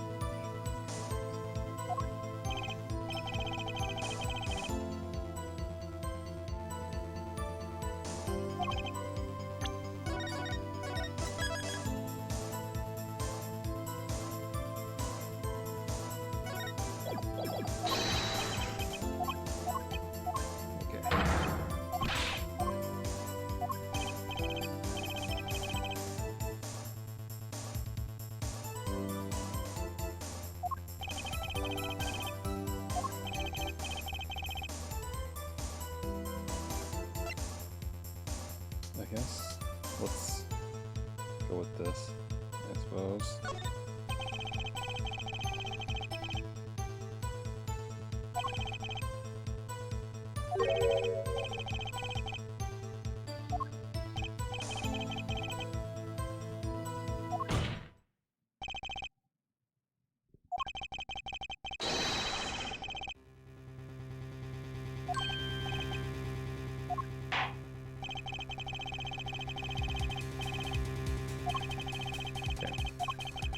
Tell you what. Let's get past the bases. If it's not the syringe, it's the other thing. Right? So, I guess this green bit isn't what he's talking about. Right? So then, Is it the first thing that I saw before when you originally brought up his lucky color about the fact that the liquid is green? Or the Band-Aid? The Band-Aid color is close. So. But let's assume he's talking about the IV liquid itself. The crime scene tells all, Your Honor. The photo of the crime scene. All this talk of color has been yearning for black and white. Clear-cut simplicity. Tell us how right. Just there's the contradiction in this photo. My pleasure. And I assure you, it's quite simple. But I can't promise anything in black and white. It's no Michael Jackson song. Let's hear what Mr. Wright has to say. What in this photo contradicts the witness's testimony? A yellow gun, a green syringe, a silly green clown, a green shirt, purple hat, that, and this. But he was the entire time. Well, let's make sure. Is he talking about the pointy bit or the other bit? That IB2. That then. Valiant Grammary, let's get one thing straight about your lucky color. It's yellow, yes? Kind of takes the mystery out of it, but yes. Something wrong with yellow, Mr. Wright? Yes, there is. Decisively wrong, in fact. Take another look at the photo of the crime scene. What's this? Confusion, doubt. Tell us, what do your elderly eyes spy? Even my elderly eyes can see the problem here, Mr. Valiant. Look at that IV bag. Ah. What is this? What foul magic? It would be hard to call the IV liquid yellow. I'm afraid no magic was involved in taking this photograph. Alaka, no! Wow. That he really wasn't lying about having the rabbits of his sleeves and the doves, huh? Water! Objection! This is some kind of a mistake. Yes, Prosecutor Gavin. Your witness's mistake. The greener they are, the harder they fall. Shows there's no substitute for experience. Valiant Grammary, as you reminded us several times, your lucky color is yellow, but the IV is clearly not. Well, this contradiction can be only one thing. And to think, you almost had me. I see your true colors now, Ace Attorney Phoenix Wright. Something you'd like to tell us, Prosecutor Gavin? As far as the score can tell, the witness testimony does contradict the evidence. Yes, a contradiction. One that I shall be pleased to hand right back to Mr. Wright. How do you mean? Oh, because the witness has made no mistakes. I agree, at a glance the IV liquid does appear a sort of greenish yellow, but I assure you the liquid itself is quite yellow. Yellow liquid? How can you say that? As far as I can tell from this photo, it's green. Yes, but what color is the IV bag itself? The bag? You mean the plastic bag on the hook? It looks like a, what to say, a light blue. Precisely. Figured it out yet. Put a yellow liquid in a blue bag and you get green. This, incidentally, is the liquid's true color. I see. Your explanation does have the ring of truth to it. Okay, but Objection! how did he see that then? As I thought, there's no substitute for experience, Prosecutor Gavin. What? You may tell a good tale, but you've just proven something rather grave for you, that is. Grave. The liquid in the IV is yellow. Yes. But how did this witness know that? It's quite unnatural when you think about it. You did think about it, didn't you? Your Honor, the defense requests an explanation from the witness. At the scene of the crime, the IV liquid appears to be green. So let me ask, how did the witness know the IV liquid is actually yellow? Alakaz, oh my god! Oh, we got the music. The Phoenix music. Water. Mr. Wright, you explain this at once. The witness clearly knew the color of the IV liquid, so I'm sure it means something. What? I can think of only one possibility, Your Honor. The witness, Valen Grammary, has testified that the IV liquid was yellow because it looked yellow, he'd seen it before, or he knew the IV liquid's color.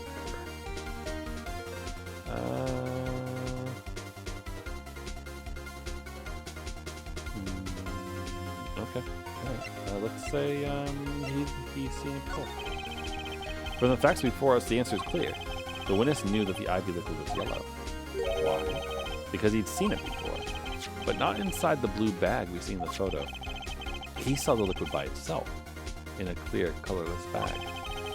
I suppose you would have had to, but I'm still not clear as to what all this means. Ask yourself, why would he know if he didn't work at a hospital? That's where you'll find your meaning, Your Honor. Objection! I'm afraid I find nothing. So what if he knew the IV is liquid color? Leave the getting excited over absolutely nothing to our teeny bopper fans, yeah? Objection! The IV liquid is the only evidence proving the time of death. A 30-minute hourglass with 20 minutes worth of sand remaining.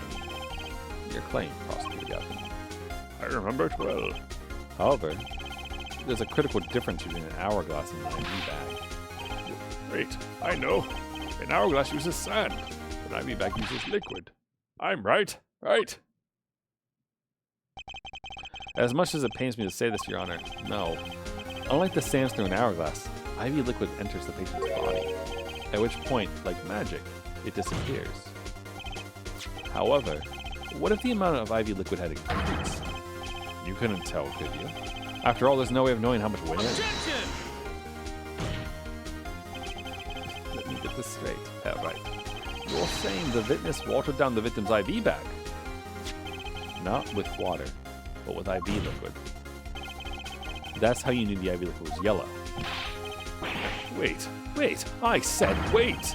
How might an amateur such as myself essay to perform such a task? Objection! I'm an amateur too, but I can pour water into a cup. Objection! I'm afraid there's quite a big difference between a cup and an IV bag. Quite. Can you prove our witness is capable of such a feat? Here's a point, amateurs. I at least would have had some difficulty pouring IV liquid into that bag. You don't need to be an expert to see the look on the witness's face. He had to liquid in that IV bag that brought the time of death. I'm tired of these fairy tales lacking evidence. Well, Mr. Wright, Any solid evidence to bring us back down to earth. Valen Grammary, afraid your magic won't serve you well in a life of crime. I ask what you're strongly suggesting. Magic relies on props, and props become evidence. Our witness was certainly able to increase the amount of IV liquid in the bag. All he had to do was work a little magic. And the prop was this. Because he watched it after, that's why it's not that. The victim's syringe. It's the perfect prop for the magically increased IV trick. And easy enough for an amateur to use. What kind of evidence is that? The syringe was clean. Not a trace of liquid in it. And don't you find that odd, Prosecutor Gavin? What? The victim had the syringe to administer his insulin shots. There should have been traces of insulin left inside. Well, Valen Grammary. As you pointed out yourself, the IV liquid makes the perfect clock. One that you could manipulate at will. Alakazam! Oh, Zog, I guess is how that's supposed to be pronounced. Sorry, I was thinking laugh. I do believe, well, with this being his first, that the burden of this trial has been a bit too much to bear for Prosecutor Gavin. I'm afraid that while there is a doubt as to the amount of IV liquid in that bag, the time of death cannot be proven. And that brings our trial to a close for today. Well, maybe I can squeeze an extra day out of this. I can do a little much-needed investigation work. I see there are no objections. Force is a jerk.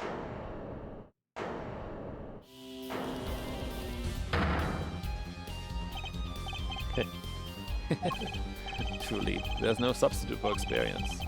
Nothing blinds one to the truth so effectively. A word to the wise. Underestimate the young and they'll sweep your feet out from under you. In a way you never, ever expected. You see, I know exactly what you're thinking. What's he talking about? You say the witness used the syringe to manipulate the level of the IV liquid, but there's no proof. There's no proof he didn't do it either. Yes, quite true. Huh? He's admitting? Nor was this witness quite as decisive as I'd hoped. This, I admit. After all, why linger in the past when the future holds so much? You have something in mind, Prosecutor Gavin. Proof, Herr Judge. I have another way to prove my case. With evidence, no less. What's this? This is the victim, Magnifique Gramarye's diary. Diary? After going into the hospital, Magnifique began writing his memoirs, it seems. The story of his birth, his startling debut, of meeting his disciples. It seems he intended for the last chapter to end, quite appropriately, with his death. Wait, that book doesn't say what the reason was, does it? The reason why his disciples couldn't refuse his last request? Sadly, it does not. What's important here is on the last page. Apparently the victim wrote in his journal that night, even after the IV had begun at 11 p.m. Let's read it, shall we? Tonight's IV is in. Maybe the last. I leave the rest of them. The first should come soon. The show may end here, may go on, but not long. But This does appear to have been written just before his death. The court accepts this into the evidence. treat the very last part with particular care. This journal may end here or may go on, but not long. That depends on his hand. I leave the rest of them. The first should come soon. This journal may end here or may go on, but not long. That depends on his hand. All that is left is to mine is to lay down this pen. And then I have another one here. This seems fate's clock will make me wait a little longer. At least only less than 10 swift minutes remain. To all those who have supported my life's work, I give thanks. Farewell.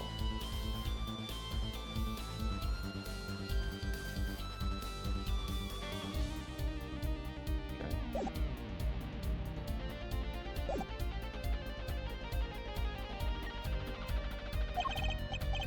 Of course, by his.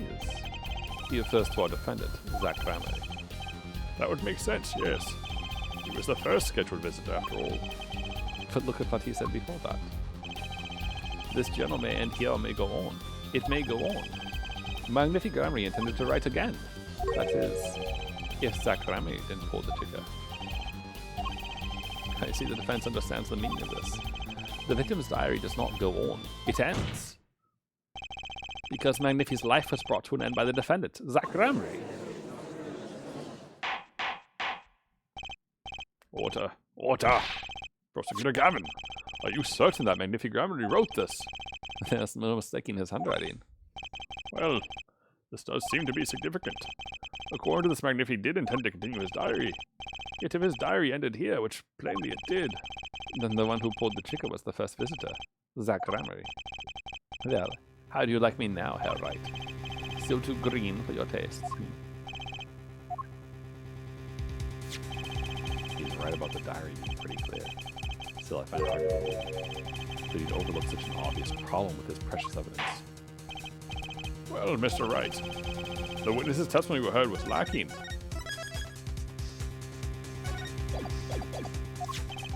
But put together with this evidence, it seems quite sufficient for a case. If the diaries accept like this, the trial's over. Maybe it's time for me to show them something. I'm left with no choice but to show my own evidence. What? You have some evidence that overturns this diary? It's not too late to rethink this and avoid more embarrassment. Very well. Please show us your evidence, Mr. Wright. Incidentally, don't even think of showing us this diary I've just shown in the court. Now that we've come this far, I hope you'll be a little more decisive. You show us evidence that proves the victim continued writing his diary. Alright, I'd be happy to. The decisive evidence proving that the diary didn't end with this page is... First, take a close look at this diary. Note that a page has clearly been ripped out. What's this? I hadn't noticed that at all. That's why we're still here talking about this. As it just so happens, I have here what I believe to be the missing page. Alika, I don't believe it. Looking at this page, it's hard to imagine that the first visitor that night shot my nephew Grammary. That's the defensive position. Wait. Let me see that.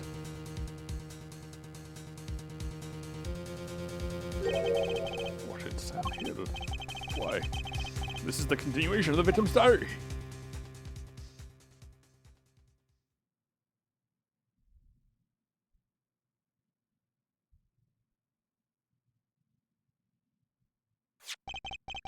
Note the torn edge of the page. It's a perfect match with the torn remains of the last page in Magnavy's diary. Quite remarkable. Would you care to explain what all this means, Herr Attorney? The diary continued after his first visitor came, which means that the victim was still alive after Zach Grammary left, leaving no one to take his life but the second visitor. Valiant Grammary. No! The handwriting, too, matches that on the other pages. This is, without a doubt, the genuine article. Water. But wait, that's impossible. That old man couldn't have written that. Objection!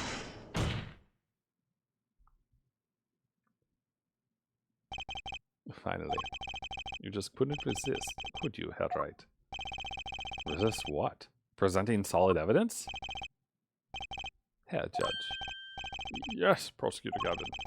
Might I request we put the current cross-examination on hold? The prosecution would like to call a new witness.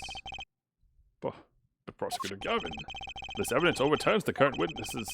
Ask only to put it on hold. Please. My new witness has a very, very important piece of testimony to give. 5 minutes, no more. I promise, Your Honor. Well, if you put it that way, Mr. Wright, what's your take on this?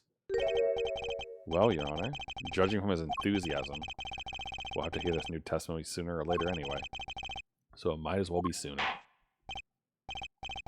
Then, though this is highly irregular, put the current cross-examination on hold. The witness may step down. Now, Prosecutor Gavin, please bring the surprise witness to the courtroom. Had a bad feeling just then. That ripped out page is too obvious. He must have known. And I should have known it was a bad sign all around. Oh, it's Mijum.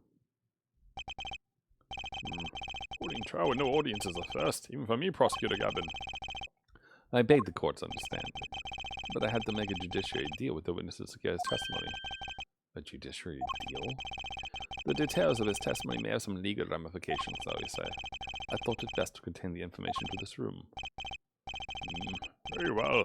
You're old, and you are the witness, I gather. Ah, yes, sir. State your name and occupation for the record.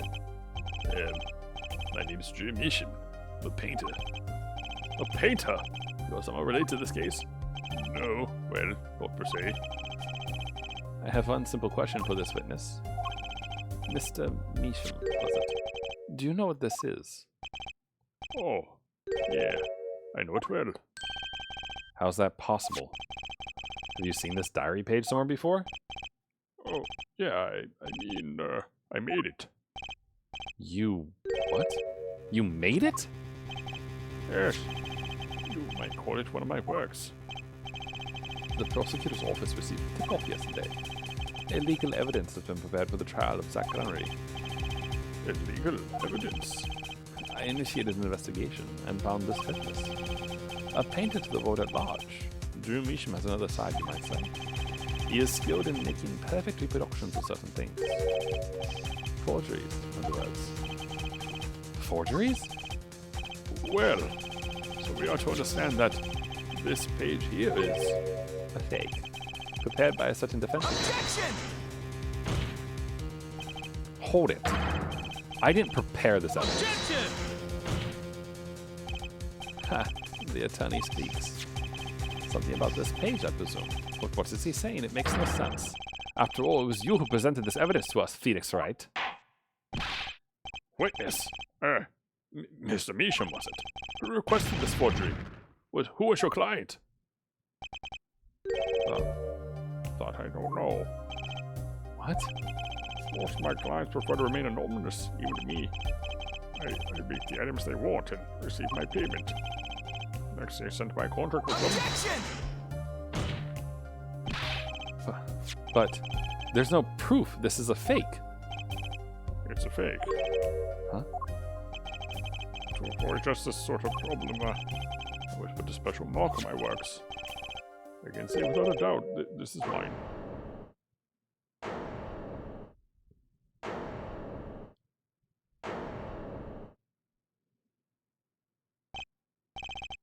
Mr. Wright, you have just presented illegal evidence to this court. My court. It was careless of me. That's all I can say. Oh boy. Here. What's this? Well, I don't know. I just got over there in the hall. They told me to give it to the old boy in the blue suit with the spiky hair. They said it was really important. It was all a trap. A fatal trap. Mr. Wright, Yes. you have an explanation for yourself. If I did, would the court hear it? Probably not. Forging evidence is a serious crime, and presenting it in court a serious mistake. A fatal mistake for an attorney. Fatal, too. Perhaps for your client, I fear. Tell me, what kind of a defendant relies on forged evidence? The answer is quite clear. A guilty one. Objection! Your Honor, wait. I understand that presenting forged evidence in court is a serious crime, but you cannot hold my client responsible for actions I undertook as an individual. I am sorry, Mr. Wright. Your Honor? An ethics call, I dare say. If the prosecutor's office hadn't received that whole tip, everything would have gone the way you wanted it to, yeah? I even gave you a chance. Too bad you decided not to think before embarrassing yourself. I see no need for further discussion on this matter. Special witness dismissed.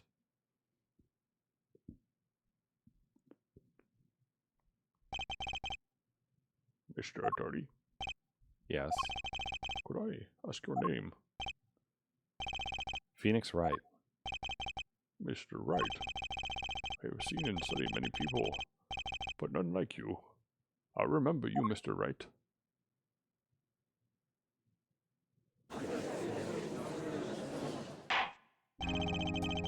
Though I deeply regret having to declare a verdict in this way, this trial is over. You have the right to find a new attorney and make an appeal. However, this court must. Your Honor. Yes, Mr. Zack. There is one thing I wish to make clear. Today, in this courtroom, you cannot declare me guilty. It is impossible. I'm afraid the defendant is quite mistaken. I most certainly have the authority to declare a verdict on you. Except, tell me, how do you plan on announcing your verdict when your defendant does not exist? What are you talking about? I am talking About this? Mr. Enigma. The defendant's escaped. Find him, quick! Bailiff, close all exits from the building. On the double. Must not be allowed to escape. That day, in that courtroom, a miracle occurred. The defendant, Shady Enigmar, aka Zach Gramery, did not just escape from court, he literally, unbelievably vanished right before the bailiff's eyes. No one ever saw him again, though since that day. This is the Grammary miracle.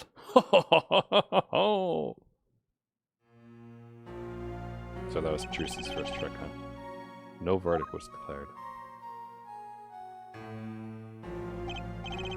After all, the defendant didn't exist. That's how it happened. The trial of magician Zach Grimley vanished, along with him for all eternity. The mysteries that remained behind were all solved, however, but not until 7 years later. To be continued.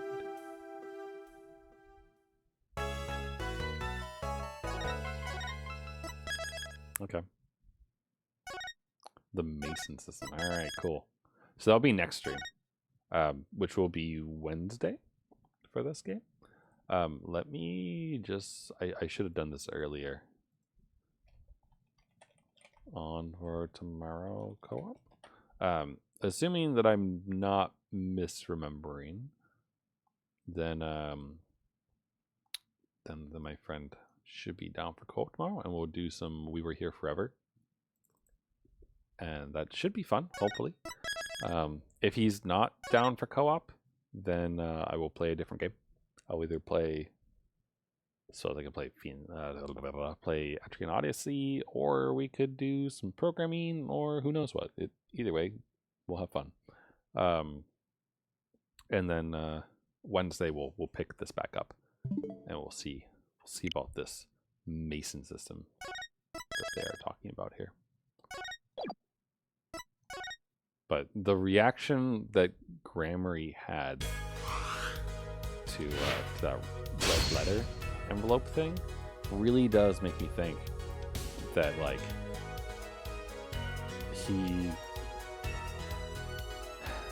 if he forged that piece of evidence using Nisham, then he could have also forged a letter, right? And if he forged the letter, he could have been the first one to come in instead of Zach, perhaps. Though it wouldn't really make any sense, but I don't know. I feel like the forgeries and all the other things are interesting. Or he could have torn out the original, like the original letter of the page or whatever, and then sent it to Misham and told him to make a copy of it, which then it was a real piece of evidence but appeared to be forged, which would then like destroy Phoenix's career in the case. But it would still be like real. That's like what was really in the thing. So anyway, those are some of my thoughts, I guess, on what could be happening. We'll have to wait until Wednesday to find out. So for now, I am done and I am good for now. And I hope that everyone has a good rest of their night or rest of the day, whatever time it is, wherever you are. And I will catch you all later. So bye for now.